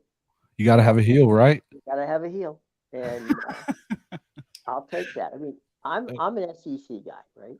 Yeah, me too. And Alabama's a heel in the conference. Although, in fairness, Georgia's getting close to replacing them in that position. But all kidding aside, I mean, you should want the best team in your conference, regardless of whether you like them or you dislike them. Cody? Yeah. Do you agree with that? I mean, that was I get it. But I do take a little bit of a differing opinion in the stance that, I do think that the super conference thing could be a legitimate conversation. And if you're going to have that conversation right now, it's Big Ten, and clearly that makes sense. But the Big 12 is, in my opinion, head and shoulders above the ACC and the Pac-12 when it comes to security, viability, longevity as the third conference. So to me, if you already know you're the third best conference, and you know that there's not a big differentiation between what ACC and Pac-12 can do to bridge that gap, I don't think it matters who you bring in. Now, I believe that we should bring in the 4 corner schools. We should bring in the 4 corners. But if you're talking about future security, viability, in essence, you could bring in 3 of the 4 corner schools and a San Diego State or an SMU or a Tulane or a blind school for the deaf and dumb, and it still accomplish the same thing. Well, I'm not gonna disagree with that. I think that you could bring in the 3 schools that you talked about and San Diego State. I'm not going to disagree with you on stability. I just think personally that, the Utah brand and what Utah would bring to the party, in my mind, outweighs Arizona State. It outweighs Arizona. Oh, I agree. I would prefer Utah, but at the same time, I do think that it would be slightly complacent upon most of our parts to assume that you have to bring in 4 Power 5s or the Big 12 doesn't benefit whatsoever. I'm just saying, I don't care what 3 Power 5s and what G5, whatever iteration of that you put together, I still think it accomplishes the same thing. And you're right. Utah carries the most water of everybody. So Utah would be the most beneficial to the Big 12. And Jason even alluded to that the Holy War would essentially replace what you're losing in the Red River and Bedlam. So, yeah, I'm on board. I've said 1,000 times Utah would be the best bet. I don't buy that you have to go for Power Fives or it's all lost. You're right. You do not. Okay. I agree with you on that point. The point being that what I'm saying is if you want to add San Diego State, and there's many reasons to add them, not the least of which is you get to the West Coast and you have a fourth time zone, which is important. So yes, I'm not saying I'm not disagreeing with you on the San Diego State side with that regard. I'm just simply saying, from what I understand, that ESPN and and Fox are likely not to pay to bring them on. So, and if they choose to add them, that's fine. But they're not going to bring in any money more to the conference, where Arizona State, Colorado, and Utah, all four of them, again, my understanding with regards to the Big 12, they would be given some cash. Absolutely. Yeah, guys. I love it, man. I could bring on, here's what, and it's a funny thing you mentioned it. If it were me, it's not, but if I were your Mark, I would take maybe Colorado and one of the Arizona schools, right? And then I would take San Diego State and Tulane. Because what it does is it then gives you 4 time zones. They don't have, you can start a game, I guess. Right. At 11 o'clock in the morning. But Tulane, I think, gives them, a viability in, Louisiana area, and plants you right dead center, in a good recruiting bed, and then you get Southern California. So, I may take 2 group of 6 teams and 2, Power 5 conferences. Atta baby, Jim. Atta baby. I like it. I would disagree with that, just because I'm still of the agreement that I believe that rivalries make everything. ASU, Arizona, for them not to be playing, and not necessarily that they wouldn't play. I think that they would continue to play, but I still feel like that's. Yeah, I don't know. I have a hard time with that one. I do understand what you're talking about on the time zone part. I don't know that would matter to me as much, but the other part of it being, I guess, that San Diego State, obviously, they've had a good football program, and they've actually had obviously they just played for the national championship in basketball. And if you are trying to be a basketball conference, that does make sense. Jim, I'm sorry Jason's being so mean to you. I think you're a genius. I'm being mean to him? What, are you kidding? Are you kidding? I don't agree with that part. But I do agree that, listen, I definitely understand it, but I'm not the arbiter of good taste in my own house. So why would I be upset with that? You are married. That is fair, sir. That is fair. Very funny. No, look, any number, mix a deck of cards up of 4, deal them out of that group of 6 I just mentioned, and you're still going to be fine. I mean, the funny thing is, when we talked about this, before things all went to, hell in a handbasket, there wouldn't have been I wouldn't have had any problem if I'm the Big 12. I'd have been very happy with what it had, even not adding anybody, regardless. So, whatever you add is at this point is gravy. Yeah, I agree. Hey, Jim, I did want to ask you about off the subject of realignment. Hey, stop being mean to him, Jason. You better stop. No. This is a Florida guy, and so as a Florida guy, I'm just messing with you, bro. Ask you, what do you think about Gus Malzahn saying that they're just as good as the other big 3? That there should be a big 4. I got to get your opinion on this. What time of the day was that? I don't know. That's a great question. If it was after 5 o'clock, I would think he's crazy. No. No. It's 5 o'clock somewhere, Jim. Ask Hank. He knows. That's true. No. Central Florida is not is not as good as is not going to walk in and be, one of the 3 or 4 best teams in the conference. I know, man. It's so weird too, and that's they've been throwing shots in the direction of the Big 12 for the last 2 weeks, and it's hilarious to me. But then I've never ever seen Florida fans or Florida people, Florida content creators taking up for FSU in Miami, and FSU content creators taking up for Florida in Miami, and Miami content creators taking up for Florida and FSU until Gus said that. I can't believe it. So, wow. I was just like, wow. To me, the thing is that for a number of years, right? Yeah. The state of Florida had it wasn't really necessarily a law, if you will, but it was a gentleman's agreement between the state schools in Florida that Florida State and Florida at the time, in Miami they can't control because Miami's a private school, that if FSU would play South Florida, the Gators would play Central Florida. The following year, then it'd be A&M and maybe FAU, all right, or FIU, one of those groups. So eventually, Florida and Florida State would play every, school in the state.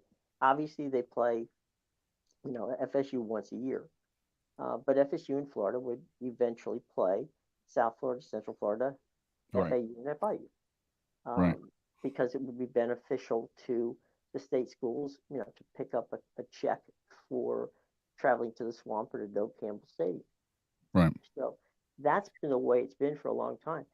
I will tell you that Gator fans have gotten so sick of hearing about how good UCF is that they're ready to, march over to Orlando and slap some people. FSU doesn't even pay attention to them anymore. So yeah, it's kind of TJ was on them pretty good one day. It was pretty funny. Yeah, because TJ, it was TJ and then Allie Peak. Oh, okay. I heard both of them, and I couldn't believe it. They were taking up for each other. It was pretty weird. I gotta say. And then High Top weak sauced out and was like, "Oh, I don't blame him." It was pretty weak sauce of High Top. So I gotta say, I'm gonna bust his chops because he's in the comments talking trash right now here, Jim. But yeah. Jim Williams, I appreciate you coming into the show today. Is there anything else new on the horizon that we should be looking for in this realignment stuff? Not anytime soon. I don't think anybody's moved at least till the right before their media days.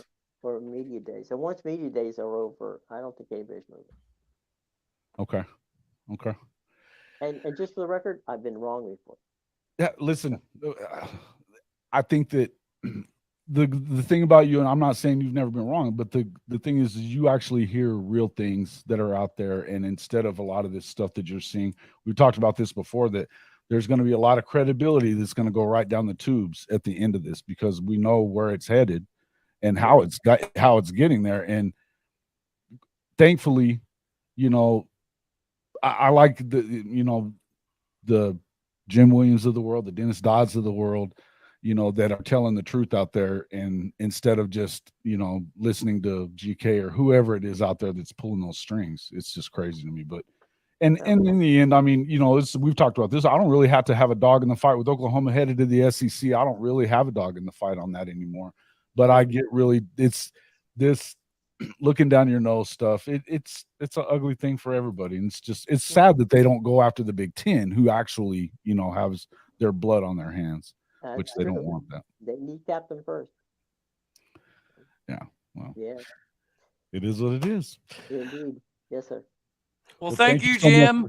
Jim. We appreciate it, and we will definitely catch up with you here after you get back off of vacation. Enjoy the rest of it.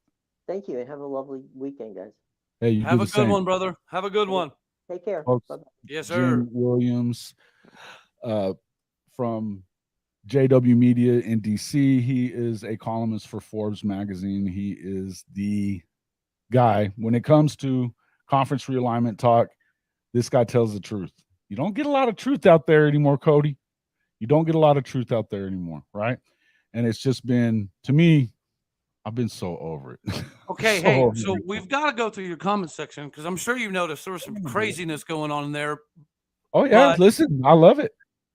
Yeah, but What we before like. Cody gets his professor on and teaches some things or seven, legitimately speaking, when you do think about the realignment stuff, why do you think the Pac-12 keeps pushing the goalpost back on this? Oh, it'll be next week. Oh, it'll be next month. Oh, it'll be next month. Because I don't think they have a deal and they're trying to stay alive. You know, Roger. Okay. To me, my feeling is that I mean, you haven't heard from GK in forever, right? I mean, when's the last time we've heard from George Kliavkoff? Was it December? January? It was right after he made the we're not shopping in the Big 12 yet comment. Right. Well, he was saying that they were going to have a deal towards the end of December. He was saying within a month or so they were going to have a deal, Correct. right? And they've pushed the Big 12 and blah blah blah blah blah. Right. They have literally pushed this thing back like 6, 7 times. Not normally a good sign if you've been in the art of negotiation for a job. If your employer keeps pushing back your raise, you're probably not going to like your raise, bud. Yeah. No, I get it.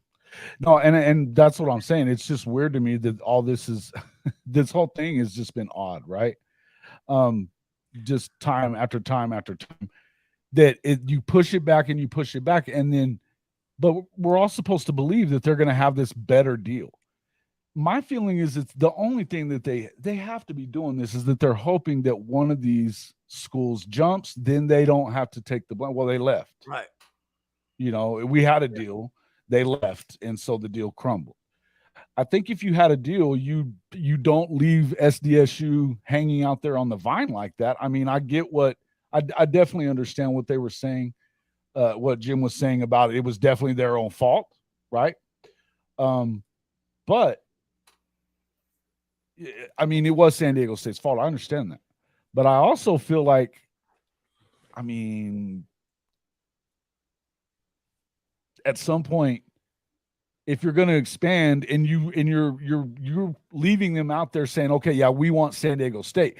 I feel like if the Big 12 was going to get them, didn't they already offer to, or did they not? Apparently, because obviously they didn't come over. We haven't yet, but it's weird to me. Obviously, they were getting word that they were going to be coming to the Pac-12, or else they would not have sent that letter off, right? I mean, you would hope not. Otherwise, maybe they're as dumb as the Pac-12 acted like they were for the last 30 years. Wet blanket, bro. What are you talking? I don't even know what he's talking about with this Oklahoma State Matrix in 2011 crap. Oh no, that was your boy. Yeah. Oh, what Matrix? Yeah, he was talking about the Matrix, the Collie Matrix championship that Oklahoma State had in 11. I guess I didn't know they did. I've heard nothing of that, but I will talk about 1945 because you wanted to put in there that people were coming back from war. Oh, well, I mean, dude, it's historical. It's not my fact. It's not my fault. Notre Dame won the damn thing that year. Notre Dame won the war. Hold on, guy. America entered the war and when? 1941. Stop telling people that we were going to war in 1945. I didn't say going to war. I said they were at war. Most people were coming back from war. Yeah, and that's why Oklahoma State, as well as Texas A&M, Kansas State, all of your ag schools were offering veterans a way to, grow their own crops and run their own businesses and so on and so forth. So, yeah, we got a lot of hardcore chiseled vets that already still didn't win the Associated Press National Championship. They didn't. You can say that if you want to. Say that again. Say that again. I didn't hear what you said.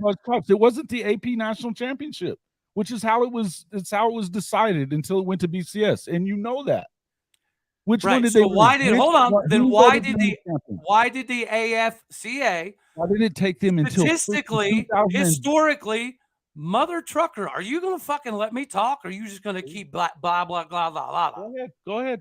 Okay, so again, stop presenting inaccuracies with your people, and it might help out, right? You got another person over here blabbing about how Oklahoma State, Mike Gundy will never recruit anybody in the Dallas area. Really? Because if you combined Texas A&M, and TCU right now. I didn't say that. I know you didn't. I was addressing one of your people in the comments as well. we're dispelling myths, right? You got people in your comments that are blowing a bunch of wazoo out there with no context to reality or historically factual. And then the 1945 thing, you, sir, are encouraging the inaccuracies by saying that it was AP only. And to make this correction, why did the AFCA do all this? Because back in the voting, or back in the day, where did all the voting come from? Every publication was where? The AP. The East Coast. Okay. There was no publications in the Midwest. Zero. None. So how could they have historically, statistically gone over who should have been the national champion? It's just like the Bob Fenimore argument. Bob Fenimore did not win the Heisman in 1945, despite being 11 yards away from the first two place guys combined by himself. And again, why did Bob Fenimore not get the Heisman? Because all of the voting took place in the East Coast. Nobody knew who Bob Fenimore was. When you go back and look statistically, historically, he had 1,641 yards by himself. I'm telling you why this AP argument you're trying to claim is horse piss. That's the one that everybody claims. I can tell you that Oklahoma has 11 national championships that came from different places that they don't claim. And then we had publications that have come out and fixed it because they knew that the voting was rigged back then. That's a fact, Jack. Are you serious, bro? 100%. I just told you statistically why Bob Fenimore didn't get the Heisman. Right? Like, stop looking down, look up, say it with I don't care your chest. about the Heisman. I could care less about the Heisman. What are you talking about? The point is the voting was fake. It was skewed. They were going to give it to the guys who finished first and second played for guess who? Army West Point. That's what I'm saying, man. There's a reason these corrections have been made. Army didn't win it. It was Notre Dame that won it. No, what? Notre Dame won the national championship in 1945. I'm talking about the Heisman, my guy. Why are we talking about the Heisman? I'm talking about, you brought up that I'm bringing up stuff because you're saying the AP and was the end-all be-all. And I'm trying to tell you there's historical precedents that prove that the voting was not right. How come it took you so long to claim it then? Tell me. We didn't claim it, smart guy. That's the point. That's what I'm trying to get to you. Oklahoma State University never came out and said, we would like to be national title champions at one point in time. The American Football Coaches Association are the ones who gave it to Oklahoma State. And they also gave Army West Point multiple statistical times where they could submit evidence proving that they were wrong and changing the publication. And Army West Point hasn't to this day, and they never will because they can't. And again, you just tried to say the 1945 was won by Notre Dame. No, that's not correct. They gave it to Army West Point. Come on, man. Why are you spewing shit? 1940. Okay, let's look it up. Let's look it up. I knew it was one of the two, but I'm almost sure that it's freaking Notre Dame. Yeah, you're almost sure about a lot of stuff. I love you, but you sound like some of your commenters in here. Oh, dude, you better stop. It's historical evidence. It's not my fault that people don't like to read. Okay. Let's see. I'm pulling it up. 1945. They've got Army. Okay, it was Army. My bad. I swear I saw Notre Dame. I do Army's just okay, fine. But Army, they were undefeated too. Alabama was also undefeated. They freaking beat. They were the SEC champions that beat freaking SC in the Rose Bowl. Yeah, but dude, you even admit back then the SEC regular rankings. Listen, look at the rankings here. The AP poll. Oklahoma State, as Oklahoma A&M, didn't show up until number 5. Hell, Navy was ahead of them with a loss. Do you listen? Do your ears work? Why? The question is, why did that happen? I already given you the answer. It's your turn. Why were the publications? Why were the publications? So you're just going to go with the whole East Coast bias thing? Is that what we're going with? That's what you're doing? Again, it's not my fault that you don't like to fucking read. That's the facts. That's exactly why the people have come out and changed things because the voting was skewed. There's always biases. Of course. It's been biased. It's been a biased freaking poll. It's always a bias. Okay, dude. If there's let's just say if there's 55 newspapers and 54 of them in the same place, how are you going to say that it's not skewed? Come on, man. I didn't say that there was not a bias to it. What I'm telling you is that you're going to tell me that they're better. They were wrong about 4 other teams being better than Oklahoma State. Yes, because Oklahoma State didn't get seen. Oklahoma A&M was not a football school, We were an afterthought. Nobody thought about us, and nobody realized who we were. They still haven't won one since. They still haven't won one since, but they should have won. See, there you go. Now you're back to being accurate. Congratulations, you did it. You have arrived. They haven't won one since, but we're supposed to give them that one. Are you kidding me? Come on, bro. Bro, it's not my fault that you're wrong. It's not my fault that you won't do the thing research up. At least back something wrong. up at one time. Come on. It's not legit. It's not legit. It's not a legit championship. Okay, listen. It's never going to be a legit championship. Because you want to ignore evidence and you want to talk about credibility? Come on, bro. Come on. I am bringing it. And you're saying, hold on. Your response is, it's not legit. I don't have any way to convince it's not legit. The AP voted freaking 4 teams over the top. 4. And again, ask yourself why, Jason. I'm not going to ask myself. I'm telling you that's the measuring stick for national champions until the BCS came along was always the Associated Press. All right, then answer me this. Answer me this. How does OU have a national championship in 1974 while they're under a probation and a ban from all postseason activities? Who gave him that? Hold on. Who gave him that national title? The Associated Press. The AP. Exactly. Even though you guys were banned from bowl games and you were banned from recruiting violations. They were voted the best team in the country by the team that by the AP. The national right. That's what I'm saying. The AP is garbage, bro. The people that picked the national champions, bro. I'm proving your point. The AP is not the end all be all. How much more do you want? I can do this all day. It was the end all be all until the BCS came along, and now the CFP. So, and those are multiple governing bodies that are in multiple. Oklahoma State. None of those guys were freaking alive then. Wet blanket, hush, stop. That's why they did it statistically, which is why I brought up the stats between Bob Finnemore not winning the Heisman. You're trying to act like that it doesn't make sense. I'm trying to statistically help you out here, and you keep saying it's not legit. Listen, there was 4 teams that were voted ahead. How can it's not real? It's when the entity and you won a national title while on probation. The entity that was charged with awarding the national champion did not have them in its top 4. Yeah, and dude, I've already told you why. Do I need to say it again? I don't care about why. I'm telling you exactly. You don't care. Of doing it. You care more about pushing some bull crap than you do about accuracy. It's always been about who's in charge of making the national champion. It always has been. Okay. You asked about Oklahoma. They were voted by the AP. The AP, exactly. That's my point. That's what I'm trying to tell you. The AP is not the end all be all of everything. They have no nothing. The AP is nothing to you. Okay. They've been proven to be biased. That's my point. Everybody's just like that's the same reason we went to the BCS. You're biased about it. Everybody's biased. I just like stats and facts, buddy. That's all. Stats and facts. You cannot play that. Let's go from this angle. When we played these guys, you played these guys. They don't play the same teams. They didn't play all the same teams, obviously. So what do the stats mean? Who did you play? Anybody better than the teams that they played? Where are you going to do that? How are you going to even do that? You can't prove that. It's not provable. Did a single person who did the voting that lived in the East Coast watch Oklahoma A&M play a football game? I don't know.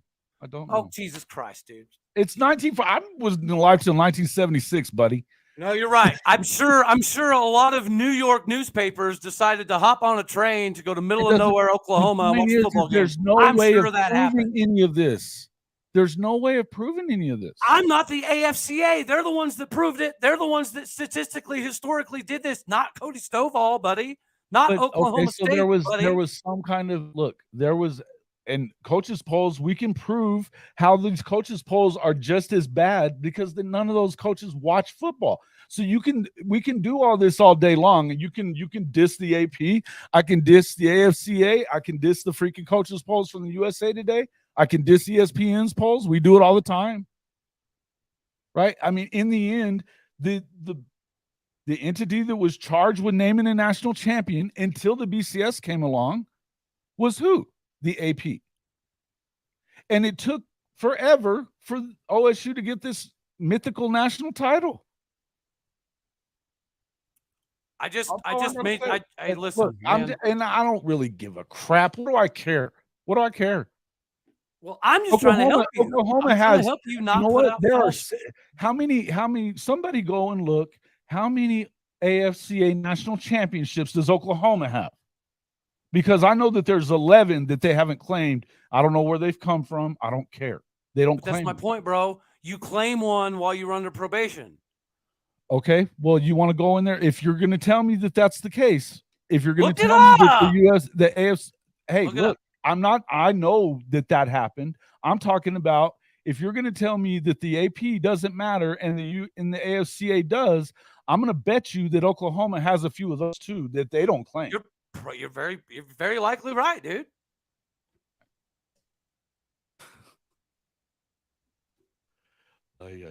Oh, anyways, so we'll go back to my professor lesson. You had somebody in here that was saying that Gundy will never get a Dallas guy, and right now Oklahoma State has more Dallas commits. I don't know why they're saying that. Hey, look, they do. We have more commits from the DFW than Texas, TCU, and A&M combined. Okay. I'm just here to help. I'm a historical teacher. I'm here to help your people. All right. Okay. I'm not watching all these comments in here. There's way too many of them. There's way too many of them, folks. If you want to make sure that your comment gets on here, hit us with a super chat. True. We'll make sure it pops up there. You know, when you have this many people in here and we're talking about this many things, there's no way for us to get to it. But I appreciate everybody coming in and making these comments. These are fun. Make sure that you're hitting the like button, please, as well. Let me go and check on this stream. How many likes do we got? Hank said, let's talk about this 5-7 record. Hank, if Oklahoma State goes 5-7, I will shave my head and my beard while wearing a Speedo live on whatever channel you want at any point in time. That is a preposterous statement. We would have to lose 3 quarterbacks and 3 running backs for that to happen. Come on, bro. Come on.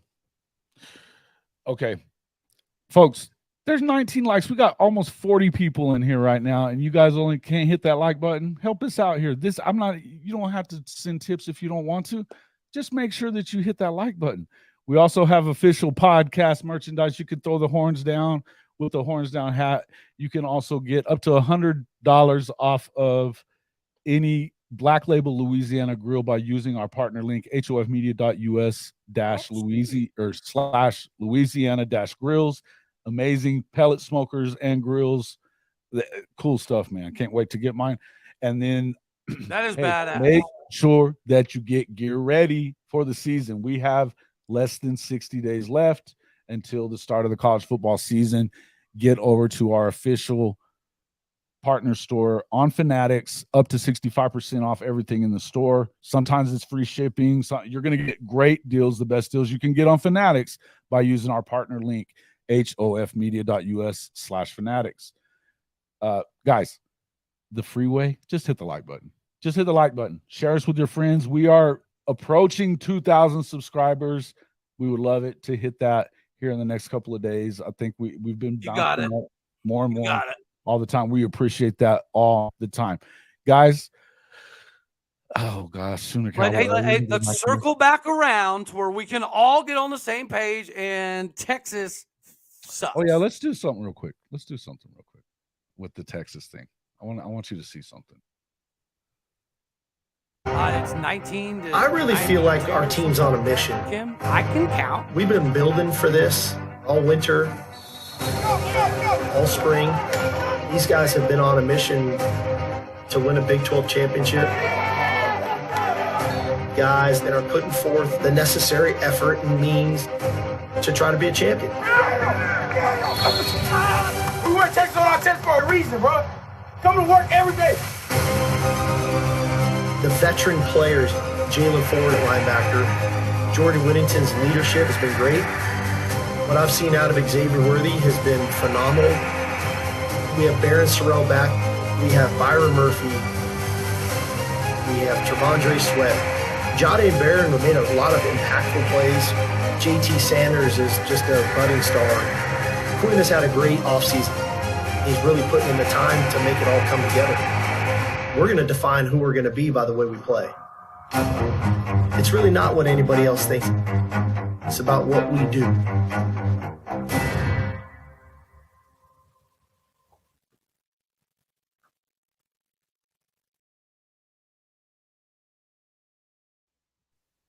That was special, wasn't it?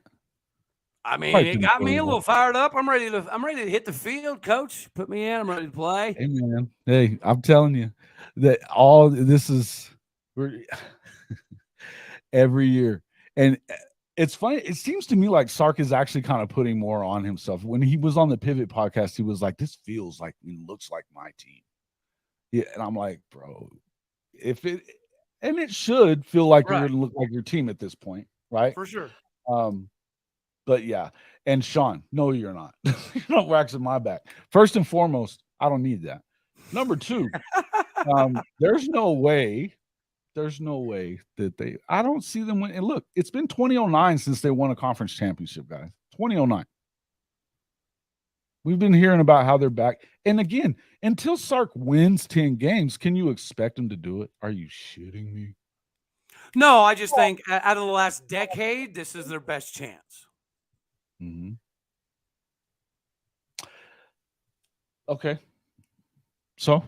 Oh, and Kim, hold on. Kim got me there. Yeah, the record's like, what, 19 and 98 or something like that. But it's 92 and 19. 92 19 and like I would 11. like to point out one thing that, and this is where I do have a problem with Oklahoma State. Back in the day, right, you know this, in 1907, even they tried to make the game of football illegal presidentially. Back in the day, wrestling was like the American sport. So Oklahoma State spent all of our time and money in wrestling. OU, on the other hand, actually, you had your first official coach in 1898. Oklahoma State didn't hire a legitimate full-time football coach till 1914. We didn't have our first win until 1917. And we didn't realistically start putting money in the budget for football until the mid to late 1920s. So there is a massive disparity between the Bedlam record, and it is fair. OU focused on football very early on. Oklahoma State did not, and it took us 50 years before we woke the hell up. And that's why I'll always give OU props. And some of my OSU people give me a hard time, like, why do you give as much respect as you do to OU? In the record, it's because y'all earned it. You backed the right horse at the right time. We've decided to go full tilt wrestling. Matter of fact, we had a player-manager coach all the way up until like 1907, 1908. So OU put stock in football. You hired a real coach in Parrington was his last name. Vernon Parrington. I think y'all hired him in like 1901. Yeah. Bro, Sean, are you insane? Well, why do you want to wax me all of a sudden? What's the matter with you? What's the matter with you? I don't know. No. Sean, you need to stop sharing your Bud Light with Hank, buddy. Y'all need to quit it. Who the fuck is that guy? No, I like that. I'm not going there. Unboxing. No, you're right. That's what I'm saying. I give props to OU. We focused on the wrong thing while OU went to the right thing, and it was a good move. Here's the deal. The problem is now that we don't have to talk about we don't need to talk about 1945 or the national champions before any of us were alive. Let's talk about modern era in that part. You're not close. So it doesn't even matter. Yeah, okay. But in modern era, you have to admit, since 2008, 9, all of the Bedlams have been for something.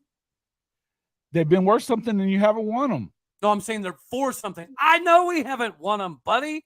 I'm just saying when people say that it's not competitive and stuff. I mean, 1,000 times is the problem is I don't understand how this guy keeps his job and everybody still loves him so much. And he even burns out his fan base. I mean, God forbid you say anything that's critical of him at all. Then all of a sudden you get banished from the media stuff. It's stupid. And he should be called to the carpet, and he's not. The guy gets paid, and he gets paid like he's won a freaking national championship, and he doesn't even win conference championships. I mean, that's fair. That's a you know what I mean? That's a fair criticism. But you want to see growth. You want to see your coach change over time. Adaptation is important. Think about it. Could you tell me that like Willie Fritz or freaking we've talked about Jeff Traylor? Come on. One of these guys would, if you gave them near that kind of money, they would out recruit him. They would. I mean, and I will say this: they've done pretty well on the problem with what happened is the guys that they lost. There was that many people that left. Right? It's not just the who's; it's the amount. Well, like I said, man, we've kind of unboxed a little of this before. Losing Spencer Sanders will hurt. Absolutely. No doubt. It's gonna hurt. Losing a couple of those wide receivers will hurt. Absolutely. No doubt. But defensive players, absolutely, no doubt. Well, see, that's where, I mean, we only lost one real starter, man. Oh, stop it. Again, stats lives matter. Who is the starter that played every single snap that we lost? Mason Cobb. Playing every single step. But think about it. You're going to tell me that Trace Ford hadn't been a starter. He hadn't been healthy, but he was a starter when he was there. Do not start that. And you know it. You're okay. Hold on. You're trying to tell me that the Trace Ford that had back-to-back ACL. What about your defensive backs? What about don't ask a question if you don't want the answer. What about don't ask a question that you lost? What? Safeties. What? Go ahead. Go ahead. Tell me. Bro, you're trying. Well, I don't even know what the hell you're saying. What are you saying? Did you not lose like your Trace best Ford safety? was not the starter over Colin Oliver. No. Okay. I just asked you about your safeties. See, I couldn't hear you because I was still trying to have conversation. The only safety that we lost was Thomas Harper.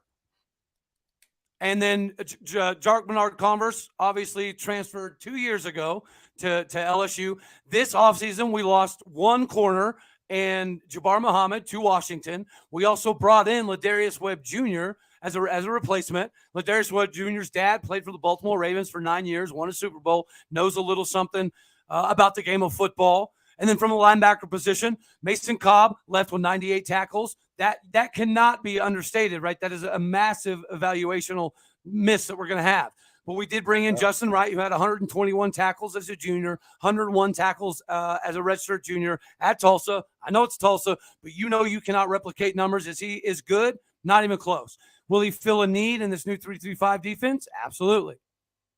As far as wide receiver, you bring in Leon Johnson III, 6'4", 215 pounds, runs a 4.5 40 as a wide receiver. Dejon Stribling was a starter at Washington State, came to Oklahoma State. He shaved supposedly upwards of 0.2 of a second off of his 40 in one offseason at Oklahoma State. So yeah, dude, this fallacy that Oklahoma State lost a bunch of starters is nonsense. It's stupid. We lost Mason Cobb, check. We lost Spencer Sanders, check. We lost Jabbar Muhammad, check. We lost Bryson Green, who was a third-string guy, but did have a lot of snaps. Check. Stephon Johnson was the best freshman we had on the roster on the offensive side of the ball. Yeah, we lost him. Check. But again, Thomas Harper. We're not going to – Thomas Harper was the safety that we lost, which is actually kind of an odd one because his brother, played at Oklahoma State for 5 years, went to the NFL, carved out a little role for himself with the Dallas Cowboys. I think a lot of people thought that Thomas Harper would stay. What about Jason Taylor? Jason Taylor went to the draft. Okay, so he went to the draft. Okay. Yeah. That's the one I was thinking about too. Why? Okay. And hold on. If you're going to ask. When did he get picked in the draft, by the way? 5th round? 6th round? Man.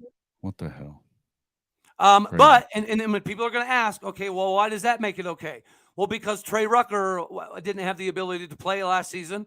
He started at Wake Forest and then came to Oklahoma State, had a year to kind of get rocking and rolling. He was the guy, when he did get in the game, he drew a bunch of penalties because he played with a bunch of reckless abandon. But who replaces the guy who went to the NFL? That's going to be Kendall Daniels. And I know you know all about Kendall Daniels. I know who Kendall Daniels is. Yeah, listen. I have a hard time believing, and here's the thing, you're learning a new system. You're learning, and really 2 new systems. Yes, right? That's true. And we saw it last year that when you come in and the 3-3-5 is much more complex than what they were doing. Yeah. We saw what that did to Oklahoma. And talent was a big part of that as well. You had a couple of guys that were pretty good, and thankfully for OU, they did well in the portal as well to bring guys in there like that. The guys that were good stayed. But I can tell you that's a hard thing to do. Even if you do rush for freaking 3,500 yards like what you're talking about, are they going to stop anybody? I think the answer to that question is our safety room this year is significantly above where OU's safety room was last season. I think that's going to be the thing that helps us hang in there. Well, maybe that, but okay. But you guys are better at linebacker. Listen, way better at linebacker. And what about at the defensive line position? You got who do you got coming in there? Is it going to be better? Are they going to get some pressure? Because that's very important to the 3-3-5. Write this down. Everybody out there. Go for it. The Big 12 newcomer of the year will be Justin Kirkland, our defensive tackle. How big is this guy? I forgot. He's a big kid, right? Yeah, he's 6'4", 340, 350. Nice. And yeah, But that's one dude. Who like else they got? Okay, Huh? we're just talking. Hey, and I've said this a bunch about SC. Good for them that they got Bear. What else you got? Right. Because these dudes ain't gonna go 60 fucking snaps. We know this. Well, Nathan Latu, we got to see a little bit of him. Snaps. We got to see Nathan Latu a little bit last year. Like his brother's the tight end for Alabama. I expect him to have a pretty good year. I think everybody from the Oklahoma area remembers Deshaun Brown from Choctaw, Oklahoma, 4-star guy that OU did actually go after pretty heavy at the end. We're able to retain him. And then, you've got some other guys like Colin Clay transferring from Arkansas, played a lot last year, but had to kind of, sit behind some of the seniors that we had, like a Brennan Evers and a Brock Martin. Those are guys that should be able to come in immediately. Aiden Kelly got a lot of PT last year. He should be another guy that's going to be able to roll in there. And then Israel Human Hunley. I think he's going to surprise some people athletically. But we're not as good at the D-line as we were last season. We're not as deep. But we have the one thing that Baylor proved makes your defense complete. When you're running this 3-3-5, you got to have the guy in the middle that can eat up double, triple teams on a daily basis. That guy in the middle is one guy. It's not. Yeah, but if one guy's eating up 3 blocks, you know what that does. Do it for a whole game, though. That's the whole problem. And that's what you did. You did ask, and that's why I said Colin Clay is going to be the other guy in that realm, and Aiden Kelly will be as well. And as far as the defensive end goes, that is our weakness, in my opinion. What's the big drop-off there, right? I mean, there's a big drop-off once you get away from Kirkland to the other guys, isn't there? Not Colin Clay, but after Colin Clay, yeah. If we have an injury to one of those two, it'll be a difficult thing to build around. But here's the deal. You are right. Defensive line is important. That is our weakness in the system. 3-3-5, it's the most important thing. Our strength is going to be our safeties here. Okay. Well, because right, the 3-3-5 is just the 4-2 base, right? And then that extra guy is usually a nickel package type of guy. That's our nickel package guy. Though, you got to. Here's the deal. If you're not able to throw, okay, here's where I'm going to tell you that I don't agree and why I don't agree. It's not really. Yeah. First off, they're learning new systems. They're running, but if you got a guy like you got Bowman in there, and I don't know that he ends up being the starter forever. Who's to say? I don't either. I would hope, and if you want them to win more than 5 games, I would say you need not him in there. But because here's why. If you're not able to stop people consistently, right, and even running the football, if you get down 14 points and you got to throw now, and you really can't do it. Yep. So this could happen. If in running the ball, it's not always going to affect unless you're breaking them all the time. But if they know that's coming and there's no threat of being able to complete passes, I don't see how that ends up working out. 3,500 yards only works if you can balance it enough with the pass. There has to be the threat, or they load the box up on you. You know that. Come on, you're a football guy. You get it. I know. And again, like I'm saying, our saving grace is going to be our safeties, which is a little bit different. Our 3-3-5 is not going to look like everybody else's 3-3-5 because of our safety room. Now you are right. If it goes sideways and you don't have the guys up front, it can go sideways real quick. And then you are put in a position where you have to pass the ball a considerable amount, which that's not. And then what happened? Yeah, that's because I don't know. Yeah, dude, I'm going to be honest with you. Little Gundy is the guy that they ought to be trying to play. I don't know why they don't. And I also think that Rangel, he looked a little better towards the end of the year. I think Gunner looked better than any of them, though, throughout the year, other than Spencer, obviously. But Spencer kept getting hurt because they were getting beat to death. Well, and he's hurt right now, dude. He put up like 340 yards and 5 touchdowns in their spring game. Yeah. Ole Miss's spring game, and then he got hurt. Like, I mean, he's gotten beaten up a little bit. I get it. You know, well, they he got was our running They game. need to run the ball better. Yeah, listen, He was our running game last year. He was all that's of a problem. That's a Well, problem. yeah, but we, like I said, man, we got everybody as a When you Cowboy fan don't have it, loves. when you don't, and because here's the thing, Spencer could throw, but he wasn't great at it. No. He threw a lot of interceptions, man. He does what Bowman does. He drops NFL level dimes that awe you, and then he'll throw 2 picks right after that. That's what we saw this spring. Yeah, you're right, yeah, Garrett I've said Rangel. it 1,000 times. I don't like hearing that we lost that we missed out on going to the CFP by 6 inches. 6 inches and freaking 4 interceptions. Well, to me, that was just game plan. Bad. I get that. I get that. But how do you come up with the game plan at that point like that when you beat the crap out of them earlier and you don't figure something out? You know, the adjustment thing, it's not just a Sark issue with these days. You could see, and we talked about this after that TCU game when they're up 17 and blow that thing. Good grief, man. Hank, Arizona State ain't going to spank now, not a nobody. Calm down, buddy. Calm down. I think it may and, be. And you know what? I don't know. I don't know, though. I don't know how much you can believe in what these guys are doing. And yes, I think that's the thing. Gundy's kid, the kid knew the offense when he was freaking 2. Well, we're not running the same offense. I mean, that's one thing. I get it. But if you're a head coach's son, bro, you should know them all. Yeah, no, I like guys. Gunnar Gundy had the most impressive spring. I didn't say the best, I agree. but he wasn't expected to do much because of the shoulder surgery and stuff. But 3 days before our first scrimmage, he was fully released. He was only going to get a couple snaps and not really do much. I think he only got 11 snaps. In that 11 snaps, he threw 3 touchdowns and 0 picks. Mm-hmm. So, Gunnar Gundy has done some stuff. But the problem with Gunnar Gundy, and this is, I feel bad for him. I think Gunnar Gundy should go somewhere. I think Gunnar Gundy could start at a Tulsa, North Texas, right here, right now, UTSA, and be massively productive. He just I don't know why TCU was all over him when and he didn't go. What the hell was the point of coming home? And that's here's the thing. Gunnar won't go anywhere. Gunnar can be 19th string.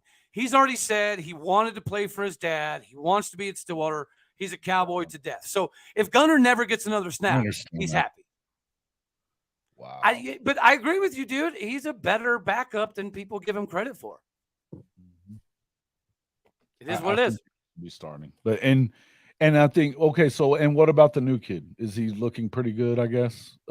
Yes, Zane Flores. He was way ahead of where Gunnar Gundy and Garrett Rangel when they came in. Way ahead. Mm-hmm. But the problem, he has this problem in disguise, I guess. When you show up 6'3", 210 pounds, right? You're already ready to go physiologically. The thing of it is we don't need to rush him because you like what you're seeing right now out of Garrett Rangel and Gunnar Gundy. And realistically, as I've said it before, Alan Bowman gives you something. Same reason they don't want to play Jackson right now. I get that. Yeah. He gives you something that the other quarterbacks don't quite have.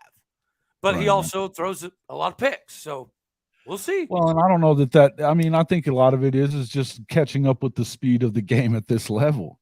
You know? Again, yeah. It's just the game is different, just like, but if and you don't need to rush him into service at any point unless, if you've got a quarterback, though. Right now, I would tell you that I don't think they have a quarterback because they're not playing them. If Bowman is the starter, and when we both feel like Rangel and Gunnar are better, right? Not better, but they might be better suited for the offense. Bro. Yeah, dude, I'm telling you, man. Bowman makes some throws that will blow your mind. I've watched Alan Bowman. I don't think he's that good. I just don't think he's that good, and I don't care how well you can throw it. Look, if you're not gonna freaking complete passes, having the best arm, it doesn't mean shit. Michael Vick could throw the hell out of the football. He couldn't complete any passes. I'm not disagreeing, man. How do you win like that? I do see what the coaches. I don't see how you can do that. I see what the coaches see. What the coaches see is if he does this, we're a contender. And it is a big if. It is a big if. But if he can drop some of the dimes without all of the picks, then we've got something cooking here. Mm-hmm. I get it. I see it. It's If I we just can, I feel like it's a and I get that your schedule, if you look at, run it down to me, because you keep saying that it's the easiest one except for maybe OU's, and I'm going to tell you OU's is definitely, there's 3 losses that they had a year ago that's not there, right? yeah. So to me, Oklahoma got considerably better. They upgraded almost everything, right? Particularly defensively. You got an offense, a defensive freshman All-American in Deshaun McCullough coming in. We've talked about a lot about that. Pearson coming in from Texas Tech, that guy's the big hitter, and they got obviously Peyton Bowen. I think Peyton Bowen's going to get an opportunity, and Billy Bowman's still back there as well. I like Billy Bowman. Led the conference in tackles. The linebacking core got better, even with their freshmen, and their cornerbacks look great too. Woody's coming back. That's a great thing for him coming back as well. You've got but that defensive line position, that defensive tackle position that we're talking about with the 3-3-5, that was right. We had such a hard time clogging that middle up, like we were talking about. Yes, sir. That was the biggest issue, right? Right. Now you got guys coming in like, even Devon Sears from Texas State. That guy's a monster, right? But you've got Rondell Bothroyd. I know he was a hybrid at Hold on. Wake Do you Forest. have a bunch of OU fans that are like, oh, he's from Texas State, he can't be any good? Did you see some of that? There's been a few, yeah. I mean, but it is what it the is. people that watch, but I can tell you what the coaches think about him. No, I'm proving a point. You're right. You're 100% right. But you hear it all the time. He's from Nevada. He can't be any good. Just watch the film, ladies and gentlemen. You can tell when somebody's technique is far more advanced than everybody else's. Look, I would tell you that, and I know that you like this new Brian Nardo, and I get it, but Brent Venables is one of the premier minds in the history of defensive football in college, period. Mm-hmm. I trust him more than I trust any of these people. Anybody. I just don't, and then that includes all these folks that are freaking out about stuff like JJA going to Georgia, when I've been telling you for a month that was going to happen. Folks, I've been telling you for a month that's going to happen. We've been talking about it. Who are they going to get? They're going to get David Stone. They're going to get Williams Winery, and they're probably going to get Nigel. That David Stone dude is woofta. Bro. And Williams Winery is ranked above him. Isn't that crazy? Unbelievable. And they're both coming. Nigel Smith is seriously underrated. If you're paid he went and worked with Aaron Donald. This came from JJ, the Pitt guy. He was out working with Aaron Donald, and they thought they had a chance at him for a while. Aaron Donald is saying, nope, he's going to Oklahoma. They're banding together to get at least 3 of these guys. At least 3. I've been telling you guys for a month that JJA was going to Georgia, period. I've never once said that he was coming to Oklahoma. It wasn't happening. And yet we still get people every freaking time I turn on the stream. I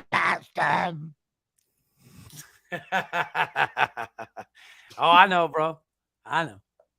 I love you guys, but you kill me. You kill me. And so it's one of these times we have to give him some time. Listen, they may not be perfect this year, but if you listen to Reggie Pearson, he was on a number 2 defense ranked in the country at Wisconsin. He says this Oklahoma defense is better, more talented. Jay Smith had him on the show. He was salty when he told him top 10. Or he's like, so you're saying top 10? No, top 5, he says.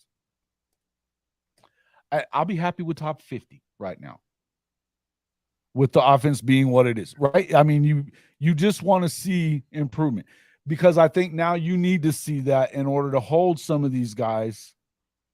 Now, I think last year we said this. I think that as bad as they were on defense probably played into the success that they had in recruiting, because a lot of those guys knew they're going to come in and play right away.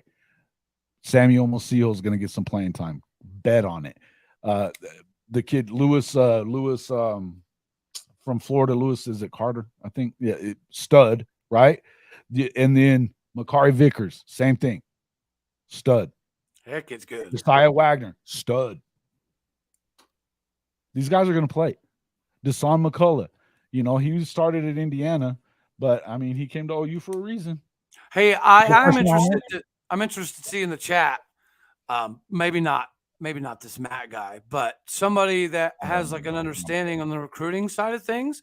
How does OU fans feel about Devon Jordan? They still thinking that he's headed to Norman, or because I'm hearing that it was all OU, all OU, all OU, all You're OU, talking all the OU. safety, right? Devon Jordan. Yeah, a number one safety in the state of Oklahoma, and been I don't know what we've TCU, done. OU, and you guys is what I keep hearing. And we've made a very late push. Stuff. We've made a very late push, and yeah, I don't know what we're doing right. And that, oh yeah, Gentry Williams, yeah, goodness gracious, bad dude, man. Yes. Yeah, I can say I know we're not in that sweepstakes, unfortunately. Well, Gentry's already there. Gentry's already in Oklahoma. Yeah, well, he's already at Oklahoma, and he's going to be a massive get. Devon Jordan, we talked about, you and I were talking about him, and everything that I've heard seems like Oklahoma, but here's the thing. Oklahoma's gotten kind of deep there. So it wouldn't surprise me completely. It wouldn't surprise me completely if he ended up at OSU, because when you start looking at, Billy's still pretty young. Now Pearson's going to be gone, but you got Peyton Bowen. And then you've had some other guy. You've got another who was that kid that they got to come in from Arizona? I think he's a high 3-4-star guy, you know, playing at that same place where Rattler was from. This is another stud, right? And some of these guys, I mean, I feel like they pick up on these guys that they see them. Right. And we'll see what happens. I think Devon could end up, I do think he could end up at OSU, but I also think that I wouldn't be that surprised OU either, or TCU for that matter. The thing about TCU is I don't know that I believe that they're going to get good on defense. I think that they were as good as they're going to be on defense with Gary Patterson's leftover guys. That's what I think. You know what? You might not be wrong on that one. I think people do. Here's what I know. Here's what I know. There's never been an air raid coach that's played enough defense to win a national championship. Never. Correct. It just doesn't happen. Now, what we're going to find out, because Clemson is one of the best defenses in the country, and this is something that I said the other night, they're a dark horse to me to win it again. If Garrett Riley goes in there and does what they need to do on offense, and they look like what they look like they've got the best linebacking core in the country, probably. They've got they're amazing at every level still on defense. If they're markedly better, even a little better, they're in the playoff and they could win the whole thing. And now that's all dependent on a new quarterback, of course. Well, they love. I know one thing. Garrett Riley. I mean, Max Duggan. What did he look like pre-Garrett Riley? True. He looked like a runner. That was it. Like a half-ass quarterback at best. He almost won the freaking Heisman. You know? Yeah. Got beat by his brother's quarterback. That's it. Crazy, right? It is interesting because, dude, everyone thought, was it DJ? How do you say it? Ugalunglele? Uiagalelei. Yeah. Uiagalelei. All right. Look at me go. DJU is good. Right. Yeah. But yeah, dude, they were pretty sold on him, and now they're sold on the new guy. I still feel like that was. I don't think that was DJ's fault. I think that was a bad system for him in particular. He looked worse the year before that. He still had 20-something touchdowns to 7 picks last year. He's a freak athlete. If he can find it, I think he's in a good position going to Oregon State. I think that's a good spot for him because they are going to run the ball. They're going to do more of a pro-style offense than what you're going to see. And I think that fits DJ. I agree. And I think that it's hard following Trevor Lawrence too, you know? Yes. Yeah. You know, that's a tough deal. You mentioned our schedule and why I think it's the easiest. Yes, please do. Go ahead. So we're the only team that plays every team ranked below us as far as odds, right? So that's 6 games right there of teams that are automatically ranked below us. And then the 2 teams that are ranked ahead of us, we get them both at home. All right. So we got Central Arkansas. That is what it is. Then we got Arizona State, and that's going to be obviously a little bit more difficult than last year, but they're still, man, they still lost like 50 some odd dudes.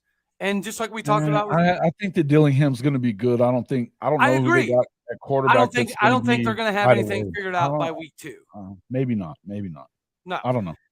South Alabama. I think South Alabama will be a harder game than Arizona State, but it's a game that we should still definitely I know what you're win. talking about. Yeah, I get it.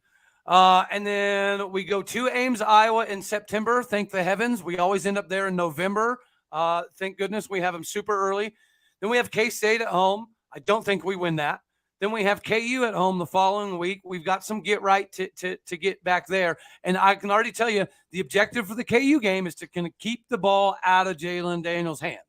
That will be, and if we can pull that off, snap. I know that, but if we can limit him to only getting 50 snaps, I get it. You feel me? West Virginia sideline. In other words, I get it. I love Garrett Green, but our defense, athletically, speed wise, should be able to reel him in. I love Garrett Green at West Virginia. Yeah, but you should be. I would hope. But I think that our offense, speed wise, is going to be able to relegate what he does very, very well. Cincinnati, homecoming. There's a reason that we made this game homecoming. They're going to be reeling. They're going to need a couple of years to get rocking and rolling. And then obviously we have Bedlam. As much as I would love to hoot and holler, I do think that it being the last Bedlam in Stillwater will have something to say. But until we do it, you got to consider it a loss. I'm okay. UCF, they're not gonna beat us. We're gonna go to the Bouse House and we're gonna bounce up and down. That's the one time I'm gonna root for you. I'm sick of UCF fans. I'm sick of them. And you know what's funny? I wasn't going, right? So I will be. Oh, I'll go with you. I don't know if I should go with you. I'll be at the KU game. Okay. I'll be at homecoming. I'll be at Bedlam. I'll be in Houston for the Houston game, and I'll be in Stillwater for BYU. I was not planning on going to the Bounce House because I was going to be pretty daggone busy. With as much crap as they're talking, I'm going, dude. Not only am I going, they do have some fans that are sensible. I do have several DMs of people from UCF. I haven't found one. Dude, I've got invited to a few tailgates by some sensible people. So I'll be going. Waiting to cut your throat, bro. But you know what? I tell this like I tell my kids. There will be a day that you think you're big enough, bad enough, and ready enough. And when that day comes, you'll feel what it feels like to think you're ready. Better take some folks with you. That's all I know. Shoot, look, boom, I'm taking these boys. I'm taking these guns, buddy. I'm going packing. I love it. Yeah, I get it, man. I'll just beat somebody with my prosthetic and put it on. I was going to say, you're going to have to pull off that prosthetic. And there you go. Hey, man, I've been waiting for a reason. But what's that thing about one-legged guy in an ass-kicking contest or something? I mean, this really applies at this point, you know? Well, and dude, I swear, don't go there. Don't go. It's funny. Cats, man. I tried to pick a little bar fight when I was in Stillwater. I know, me. Good. Did call, you? Right? Oh, I sure did. Oh, Here's the thing, man. I forget that I only have one leg a lot, and once I'm in it, I'm in it, man. I'm ready to go for whatever. Oh, guys, if you don't like this shit, then what are we doing here? Please hit the like button. Please share us with your friends. This is hilarious, fun stuff. Okay. We've been going over 2 hours now. Yeah, bro. So here's the deal. We're about to start going 5 days a week. I'm really close at this point to getting this studio finished and completed. I want to start doing this Friday call-in show, but I want you guys to call in. Somebody's got to call, right? Yeah. We need callers. Well, and I know I got my people, some of my people in the comment section too. Yeah, guys, have fun, right? There's a reason. There's a reason. No, I'm all the way good with that. You guys know that me and Jason, we give each other a hard time. We give each other a hard time. We have a lot of fun, but this is the only OU show. Yeah. This is the only OU show I go on. It's the only OU show that I mess with, and I like to have fun. The guys in the comment section are usually a hoot and a half as well. So I enjoy being over here because you are very good at your job. And yeah, you make it fun. You make it fun, buddy. And that's what podcasting is supposed to be. It's supposed to be fun. And here's the beauty of it, guys. We're gonna be doing this 5 days a week. So we have to talk to these other fan bases. And like really, we're trying to establish ourselves as this is a big time show for me. This is what I want to do, and this is how we're going to do it. And we are going to cover Texas Tech, but I believe that they are a problem in this league coming up. This is something we didn't really talk a lot about today. Sir. I think that they were underrepresented on this list as well. I think that I get that. I get where they're at. I could see them. I think top 4, if they'd have been below that, it'd have pissed me off because I think all they really needed last year was to stay healthy at quarterback. That's really what they needed to do. Who? OU? Texas Tech. Oh, okay. Okay. You needed more than that. Dude, you're not wrong. Texas Tech is going to be a problem. Like we've talked about it. I've talked about it on my show and other shows. If They're you look at quarterback talent where most people are only getting 1 per year. Who has more wins than everyone not named OU? Oklahoma State, right? So we should be the de facto next in line to run the conference, but Texas Tech's going to be a problem. Texas Tech's going to be. I want everybody calling in. We're going to start getting some of these fan bases from, and I don't mind the banter back and forth if we keep it to, keep it respectable. I don't, and we love the fighting. I'm good with all that, but don't go to the point that, past the point. You guys all know this. I don't have to tell you that. But I do want to do this every week. So Fridays are going to start being our call-in days. We're going to go a little early. We're going to, we'll go a couple of hours if you guys will call in and we can talk about what you want. Yeah. But guys got to make sure that you're hitting that like button, sharing this. We're almost to that 2,000 mark, which I'm so excited about. This is a big deal for me, man. We're at 1985. We got 15 to go. 15 to go. Well, so, and dude, I mean, you won't put it out there, so I'll put it out there. Jason would have already been at 2,000 if he didn't have to kind of readjust some of his life and living arrangements. I'll say it because I know you won't. Yeah, that's a fact. Right. That's a fact. True.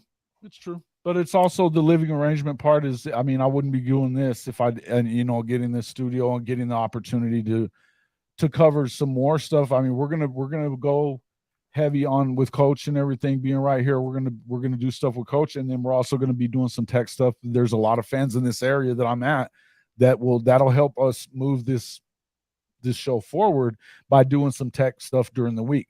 That's why I want to make sure that we're going 5 days a week because I want to get a weekly update from Cody. I want to make sure that I get a weekly update from Fitz over at KSU. Go Power Cat. What a great show. If you guys don't watch that show, you're crazy. It's amazing. I love JJ and the guys from the ACC and Coach I from the High Top guys. They're my boys. I want to have all these guys on, So I'm going to bring you guys, the best content we can have. If we didn't bring on Cody, it's no fun at all. He knows this stuff. He is an Okie Light homer. I get it, but we love him. And, he talks trash right back at us, and I like that part. That's just this. We're going to have fun with this all the time. Well, we've talked about it before. My thing, obviously I love O State, right? I'm a diehard. I bleed orange, that type of thing. But I love the Big 12 as much as I do O State. As hard as some people may think that is to conceptualize. We're not going to talk about what's going to happen, but you'll see about that at some point with this because as this thing grows, Cody's a big part of what it's going to grow with. I believe that. I believe that he is. I believe there are a lot of these guys that I do work with. I'd love to have them all on the team. This is why we work together. All of us. It's good times. We have a great time. And the Lone Star guys are great too. I enjoy the Lone Star guys, man. They're fun. They're young, but they know their shit. Bro, and you know what? What I like about this part of it, we always talk about, it would be crazy for people to hear our everyday phone conversations. Well, why not make it that way? Because it is fun. We don't agree oftentimes about OU and OSU, but watch us on Twitter. We hardly ever get along. Ever. But dude, young cats don't get that, dude. Young cats get sensitive and they get irritated. You know what I mean? I like chopping it up with somebody that can take it, that can also dish it out. I'm so glad that Wet came in today. I was surprised that you didn't have more of your boys in here, but I was glad that Wet was in here. Yeah, bro. Yeah, usually there's more people. So that's on me. I didn't put it out there enough. It's all good, but let everybody know. Let everybody know. We're going to start doing this every Friday. We're going to do this in the morning time so that I'm going to make sure that I can get you guys on. The show's going to keep getting better, guys. Bro, don't lie. Don't lie. Tell the truth. You're going to do it in the morning just so Hank can call in and not be too sloshed. Come on now. Hey, We don't. Hey, you're my boy doing it Hank. in the morning. Hank is my dude, It's man. just Hank for you. is my guy. Him and Kim are always every freaking time in here. Every time. They don't miss. Those are my boys. And they're fun. Mars has become that way too. That I get I ain't gonna lie. Mars seems always to know his stuff. I mean, I'm gonna give him shit, but he seems to know his stuff. Mars is my That's dude, fair. man. These are my boys. I love Mars to death. I think I miss when Chicken doesn't come in because he can get wild on it. I love it when he comes in. But yeah, let's see. We got Eric McCarty. What are you talking about? I'm young. I feel young. My body says otherwise. He's fairly young, but he's been through a lot. He's been through a lot. So my doctor tells me all the time, I think like I'm 20, but my body moves like it's 65. Well, it is what it is. Eric McCarty at safety, that's going to be a good one. I'm telling you this. When it comes to this Oklahoma football team, we can end with this. I think that I was saying this on Kuz's show yesterday. Dude, Hank is the best, bro. Yeah, dude, he did. I was thinking, so whatever do you mean, Cody? I was going to let him tell you, but I didn't want to say it for him. Here's what I'm going to tell you about OU. If you're not buying stock on them right now, because I think that I heard Josh Neighbors on Kuz yesterday saying, I don't believe in Oklahoma this year.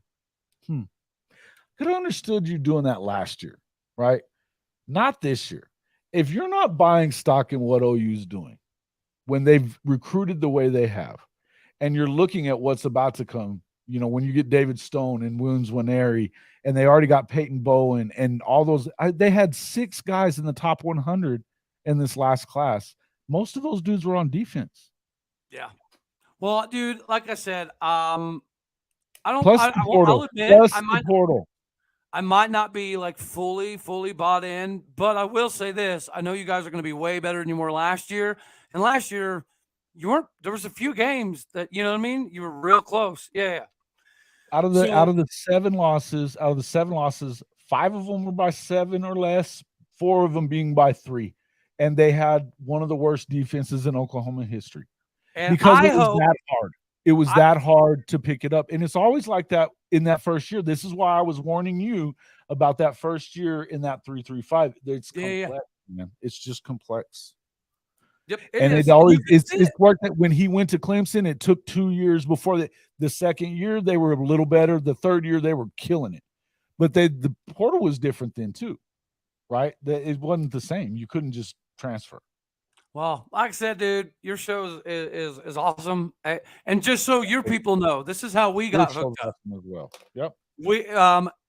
I was, as content creators to some degree, we're constantly watching other brands, right? And I just happened to be getting lost in YouTube, and your video came up, and it was one of your videos about how Oklahoma State's going to suck because they lost their whole roster, and Mike Gundy's an idiot, and da-da-da. And so on my show, I was like, you got some OU people out here that aren't paying attention, that aren't doing research. And, I wish some of them would be able to do this via video because it makes it make more sense. You are the only person, you're the only show or dude I've ever called out that has ever messaged me and said, I'm about it. What do you want to do? Yeah. And I was like, okay, sweet. And since then, and I was talking trash to you on your stuff too. And I 100%. didn't expect to get anything back from you. And I would think less of you if you didn't. It was fun. We're having fun. It is, dude. And I love it. It is. Come on, man. The thing is that the only thing to do, when High Top was in here earlier, you guys know that this is what he does. He talks shit. He does. This is why I like him. His show is amazing. If you guys ain't watching High Top Sports every week, you're missing out because it's a great show. It's a great show. Mars says, I'd rather have Urban Meyer than Mike Gundy. If you're building a long-term program, I disagree. If you need a coach for a year to win, doing it right now, sure. Yeah, I agree. Yeah. But I think that I'm of the mind that you're not going to be able to get them forever, but I don't know how you don't go and get Robert Traylor. I just don't know how you haven't done that. Well, if your buddy Jeff Traylor, sorry. If your buddy is right and we go 5-7, we should be shopping. I don't believe that though. I just don't know that I trust that. That's where I'm at on that part. But again, I feel like, and I'm going to tell you another thing. All these USC fans that are out there talking all this yang, keep talking, guys, because you're not going to do it. Believe me, Oklahoma, even going I don't to the know, SEC, man. They're in the Pac-12, brother. They've got 6 guaranteed wins, bro. I'm going to tell you right now, they are not going to beat Penix in Washington or Oregon, and they've yet to beat Utah. They've yet to beat Utah. It's just, I don't see it. I just don't see it. To me, when you beat Utah, then we can talk about it. But when it gets into a close game, and instead of getting better on defense, I mean, they got a couple of guys, and that's great. But again, the scheme is not going to change. What are they going to make Bear lose all this weight so that he can run speed D? You know, what's the point of this? I mean, they're going to be improved on defense, but until they actually go out and like show that it's a real priority, which it's not. Here's the thing. And this is again, we're going to say this about the air raid, and I love Mike Leach to death. I covered him whenever I was covering Tech a long time ago. Yeah, right.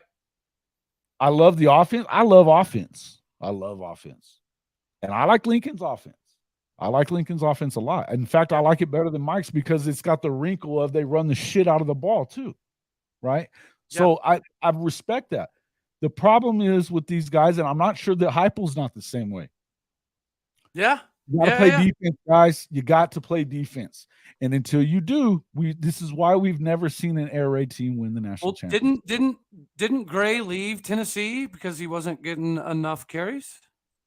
Wasn't, or am I wrong? That wasn't because of Heupel. That was the last. No, I know it wasn't going to Heupel, but he wasn't. He didn't like his utilization. Correct? Yeah. And I mean, you know, I love defense, but honestly, he was better. He was better with Levy than he was with Lincoln. So and Mars, admit it. You liked watching the Cowboys in 2021 if you like defense, because we didn't have an offense. We're gonna find out. Our offense was Jaylan Warren. Yeah, listen, I feel like we're going to get into more of this. We'll be back on Tuesday for sure. And I want to start talking. We're going to start doing some deep dives into some of these teams across the country. You know, I want to talk about something. I don't understand how anybody believes in Ohio State right now unless they're better on defense, because they lost probably the best quarterback in the country. If it wasn't him, it was, Bryce Young, right?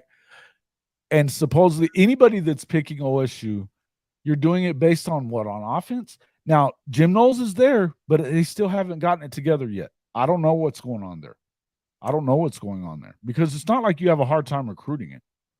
Correct.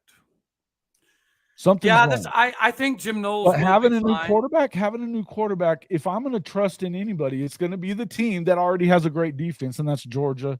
LSU's pretty good on defense too. And then Alabama, even though I don't trust their quarterback situation, they're probably going to be good on defense. Hey, Alabama, offensively, we might see them slide back a decent amount. I think so too. But you're right on defense. I mean, that's what they do. Look, they had 9 5-star guys in this last recruiting cycle. 9. It's insane. It is. It's insane. But all right, buddy, I have to go do my favorite thing ever, which is grocery shopping. Yay! My daughter every day, right? Oh, dude, my 15-year-old daughter has had a list for 5 hours. She's been ready to go since this morning. Oh yeah. Well, you were my get out of jail free card. I was like, babe, I can't. I'm committed. I got to do this show. You got to do it, man. She's already sent me like 3 texts that we don't have milk. I was like, dag nabbit. Okay, fine. Okay. Fine. Well, I gotta go be a dad. Cody, tell everybody how to find you again before you go. Guys, I'm simple. I'm not very technologically advanced. I do have Twitter. It's @alldayo_state, and then I do a daily show for Locked On Sports Network, Locked On Oklahoma State, and we've got some stuff in the background, but we're not exactly ready to launch yet. So until then, stay tuned. If you want to go watch my beautiful, majestic beard talk O-State, feel free to do so. You keep working that into your show lately. The beautiful 100%, man. Beard, man. This is my pride and joy. It's my beard and my baby blues. That's it. It's pretty awesome, brother. Yeah, you should go listen to his music too that he did way back in the day. I was super surprised when I heard that record. Yeah, man, pretty awesome. You know, as they say, what is it? A jack of all trades, master of none. Overachieving ass clown. He gets on my nerves. Okay. Ooh, did I tell you my boy had 10 Ks yesterday? And he's got an overachieving son, which I don't. That doesn't bother me. I really like. Yeah, well, guys, my overachieving son wants to go to Texas Tech, so there's that. My man, he does, man. He wants to play baseball in Lubbock. Hey, man. We'll take care of him out there. I can't fault him. I cannot no fault it. Problem at all. He told me his top 3 is Texas Tech, O State, and TCU, and I was like, dang it, I can't say a word, man. Very good. They're all very good. Yes, sir. What is Justin Blackman doing? I'm probably getting high right now. I don't know. Easy. Easy. He probably he's smoking a bleezy watching this show. What are you talking about? I hope he's watching the show. Come on. Hey, we would be happy to have you on, Mr. Justin Blackman, if you'd like to come on. And you can smoke all you want.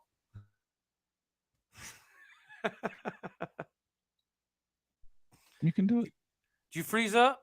All I see is your face. Oh, there you are. It might be. It's probably my end, buddy. All right, guys. Thanks a lot for coming in, Cody. We will see you on the next time around. Make sure you guys go check him out all day. State on Twitter and the Locked On Oklahoma State podcast. Cody Stovall. Thanks, bud. Yes, sir. Appreciate you, brother. Yep. We'll see you later. Later. Great stuff from you guys. Gave him a lot of shit. I appreciate that. I love it, man. I love it. I enjoy it. You know, he's definitely one of my favorite creators on here, but I love having our guys from OU as well on too, you know, Jay and even Ty. You know, he's more of a, you know, he's kind of de facto Oklahoma, even though he's always loving on Texas and in Alabama. He's a Bama guy, but I love having these guys on. I really like having Professor Cody, and I'd like to get High Top back on here pretty soon as well, man. We're excited. We're excited. What questions you got? What are we talking about? What? Oh, Blackman. Okay. Hey, guys, I'm just going to say this real quick. Everybody sit back and relax about this recruiting stuff, okay? Relax. I'm not in, for the record, I bring Jay and those guys on because they're going to study that a lot harder. I hear things and I pass it on to you when I do. But I bring those guys on because they do stay so tight with it, right? And I love that part. And I'm definitely I want to know. The thing is, we're so far away from freaking signing day that it really don't matter. It does matter where they commit, but I'm telling you now, the guys that you really want at Oklahoma are still in play for Oklahoma. If I cannot imagine a situation at this point that David Stone does not end up at OU. I think that he will miss out on something if he doesn't. He loves the school. He loves it. And even if he were to not do it, you got McKinley that could show up. I'm telling you, I don't think he goes to LSU. I don't think he does. I'm serious about that. Winery, Nigel Smith. I think if they lose Nigel Smith, it's crazy talk. I don't think it's going to happen. So if you get 3 of those guys or more, even 2, we're talking about foundation for national championship defense right there. They're going to do it. Sooner Cowboys doesn't know. He doesn't know. I'm telling you what, I mean, even you guys love Parker Thune. What did he tell you about what happened with Winery at Georgia? You guys all trust Parker to the end. I don't know that I even do sometimes. I think him and Brandon are kind of good. I know one thing. Will Fong doesn't miss very often, right? He's had that 100% crystal ball on Winery to OU for about, 3-4 months now. When he went to Georgia and left, it hadn't changed. Never. It hadn't changed, right? I just feel like this is one of those things that, yeah, and you should. But, guys, what you got to make sure is you're listening to the right people. And I'm not saying that Parker and Brandon aren't those guys. I'm not saying that, okay?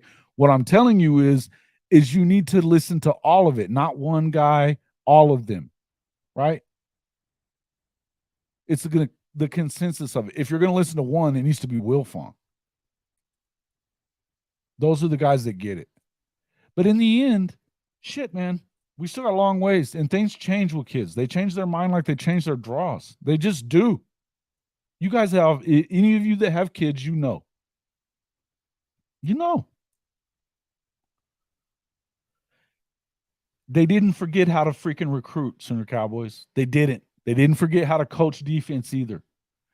They are better 1,000 times than they were this time last year. They're stronger, they're faster, they're smarter. They've had a year in the system, the guys that were around already. The other guys, maybe they already had they went and got guys that got it. What did Pearson say on Jay's show? He was in the Rex Ryan defense at that one point, and he said it was super complex, but that this one was too, but that they all seemed to get it. He understood it. The other guys were understanding it. And listen, BV said he expects them to handle it. That he believes that they're 1,000 times better than they were this time last year. Just give it time. They're not going to be, listen, if Pearson's right in their top 5, then they might win the national championship for that matter, right? That's crazy talk. I don't know that that's the case. I don't know that that's the case, right? What I will tell you is they're going to be better than they were a year ago. That's it. They're going to get these guys. They didn't forget how to do it. And listen, and the guys that know, Oklahoma wasn't in these rooms. They weren't talking to Waneri, Stone. They might have gotten Stone just because he's an OU guy, but I doubt it, right? I doubt it. Yeah, Jimmy, you don't always agree with me. That's awesome. I like it. Listen, guys, I'm just saying this is going to work itself out, but we got to give it time. And I think that they got to come up and show out. I think that that's going to be a big part of it. I think it is. We're going to see what happens. But, hey, if you guys ain't excited, I'm excited, man. Let's not worry so much. It's Oklahoma. They're going to figure it out. They're going to figure it out. You know, if they get top 50, if they get top 50, they win 10 at least, right? At least if they're anywhere close to what they were offensively a year ago. I think they're going to be better offensively. I don't think you see as many drops. I think that you're going to see better play from Dylan because they have an option behind him that they don't have to be so careful with him, right? They let him go and hang out, let it all hang out and play. Let him play what he's best at doing. I said it on Mark's show the other day. I really, really think, dude, yeah, man, great. We haven't talked about him enough. I'm glad you brought him up, Hank. Halton, dude, did you see that picture of him that was on freaking Twitter? Oh, he's put on 30 pounds of muscle. 30 pounds of muscle. He's going to be a stud. Devon Sears looks great. Bothroyd is an animal anyway. And then listen, and we talked a lot about, and I think I've given him a lot of hard times, but Ethan Downs, good for Ethan. He played very good. He's been good at times. I want to see him get home a little more. But congratulations to him. He just got married. He looks like he's going to head out. And, Coach Chavis said it's just the start for him. Let's see what happens, Halton did look good, man. He looks good. And he looked good in the spring. I think that this is a big turnaround season for him. If they're in the top 50 on yards per play even, they're in great shape, right? Great shape. It's going to be tough to stop a lot of these off. Think about these quarterbacks. As good as the Pac-12 quarterbacks are, I would tell you that right under that, probably the Big 12. There's some good guys. You look at both of the Kansas quarterbacks are good. You've got 2 good ones at freaking Texas. You've got 2 good ones at OU.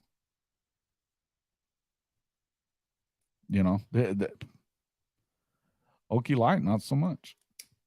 Because they're not playing the right ones, I don't think. We're going to find out. But again, and then look at Texas Tech, man. If Tyler Shook gets hurt, they may have a better one coming behind him. I really think they might. And they're doing some things in Lubbock, man. They're doing some things in Lubbock right now. This is a good conference right now. I still believe. I mean, we got a former OU quarterback that's there at TCU. I think that he's probably better than Duggan. I don't know what they have around him so much, but they did well in the transfer portal too. So we're going to find out if TCU can back that up. I don't know that they do. Yeah. I think the DG looks good, man. I think that he, even in some way, I go back to that spring game, and I know everybody was kind of worried, but he turned it around and kind of grinded out some scores there. But if he'd have gone out there and lit up the scoreboard, then we're worried about that defense a lot more than we are right now, right? You can't have both. You know what I mean? In a spring game when you're going against each other. Can't have both. But they did grind out and get some stuff done when they needed to, right? I'm going to tell you, that running back room, people are kind of laughing when I say I think it's the best running back room in the country. I think it is. I know it's top 3. And it's just getting better. These guys look like they're ready to go. These young kids look like they're ready to go right now, right? And Tawi, that kid looked great all spring as well. And hey, listen, we've said this a bunch of times before. How many times? Look, if help me out, Hank. What's the kid that's always hurt? Oh man, I just lost his name for whatever reason. I do that sometimes.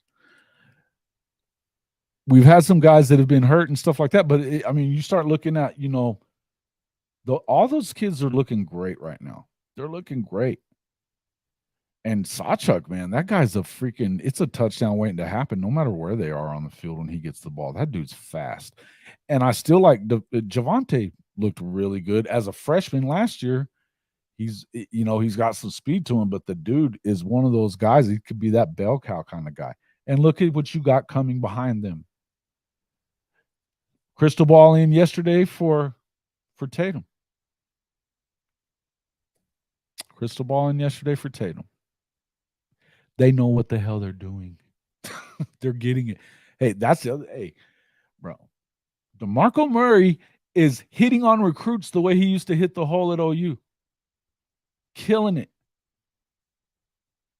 Loving it. Marcus Majors, thank you. Yes, if he stays healthy, the guy is great too. He's still here, so you got to hope for it. And I think he deserves to. They won't keep him off the field if he looks good and he's healthy. They won't. They won't. They love him. And I like him too. I'd love to see him have an opportunity, man. The beauty of it is that if you got depth like that, it's good times. Good times are going to be happening. And that takes a lot of pressure off the quarterbacks too, man. It does. I think this is going to be a fun year. I'm excited. Cannot wait, right? Cannot wait. We're getting ready. I'm going to be at, actually, we didn't even talk about that, but Cody and I are going to be at the Big 12 Media Days this next week. Excited about that. So we may not do this call-in show on Friday because of that, but we're going to do it from here on after that, aside from it. The call-ins might be hard to do from the road, but we'll definitely be doing content from the road, live shows, stuff like that. Excited to do it. Can't wait to go. We've been going for a long time, man. I'm going to get out of here. We will see you guys on Tuesday. Make sure you hit that like button on the way out. Share this with everybody else, and we're going to cut some of this up. I'll make sure we get it out in segments so it's easier to watch. But thanks a lot for coming in, guys. We'll see you on the next one, okay?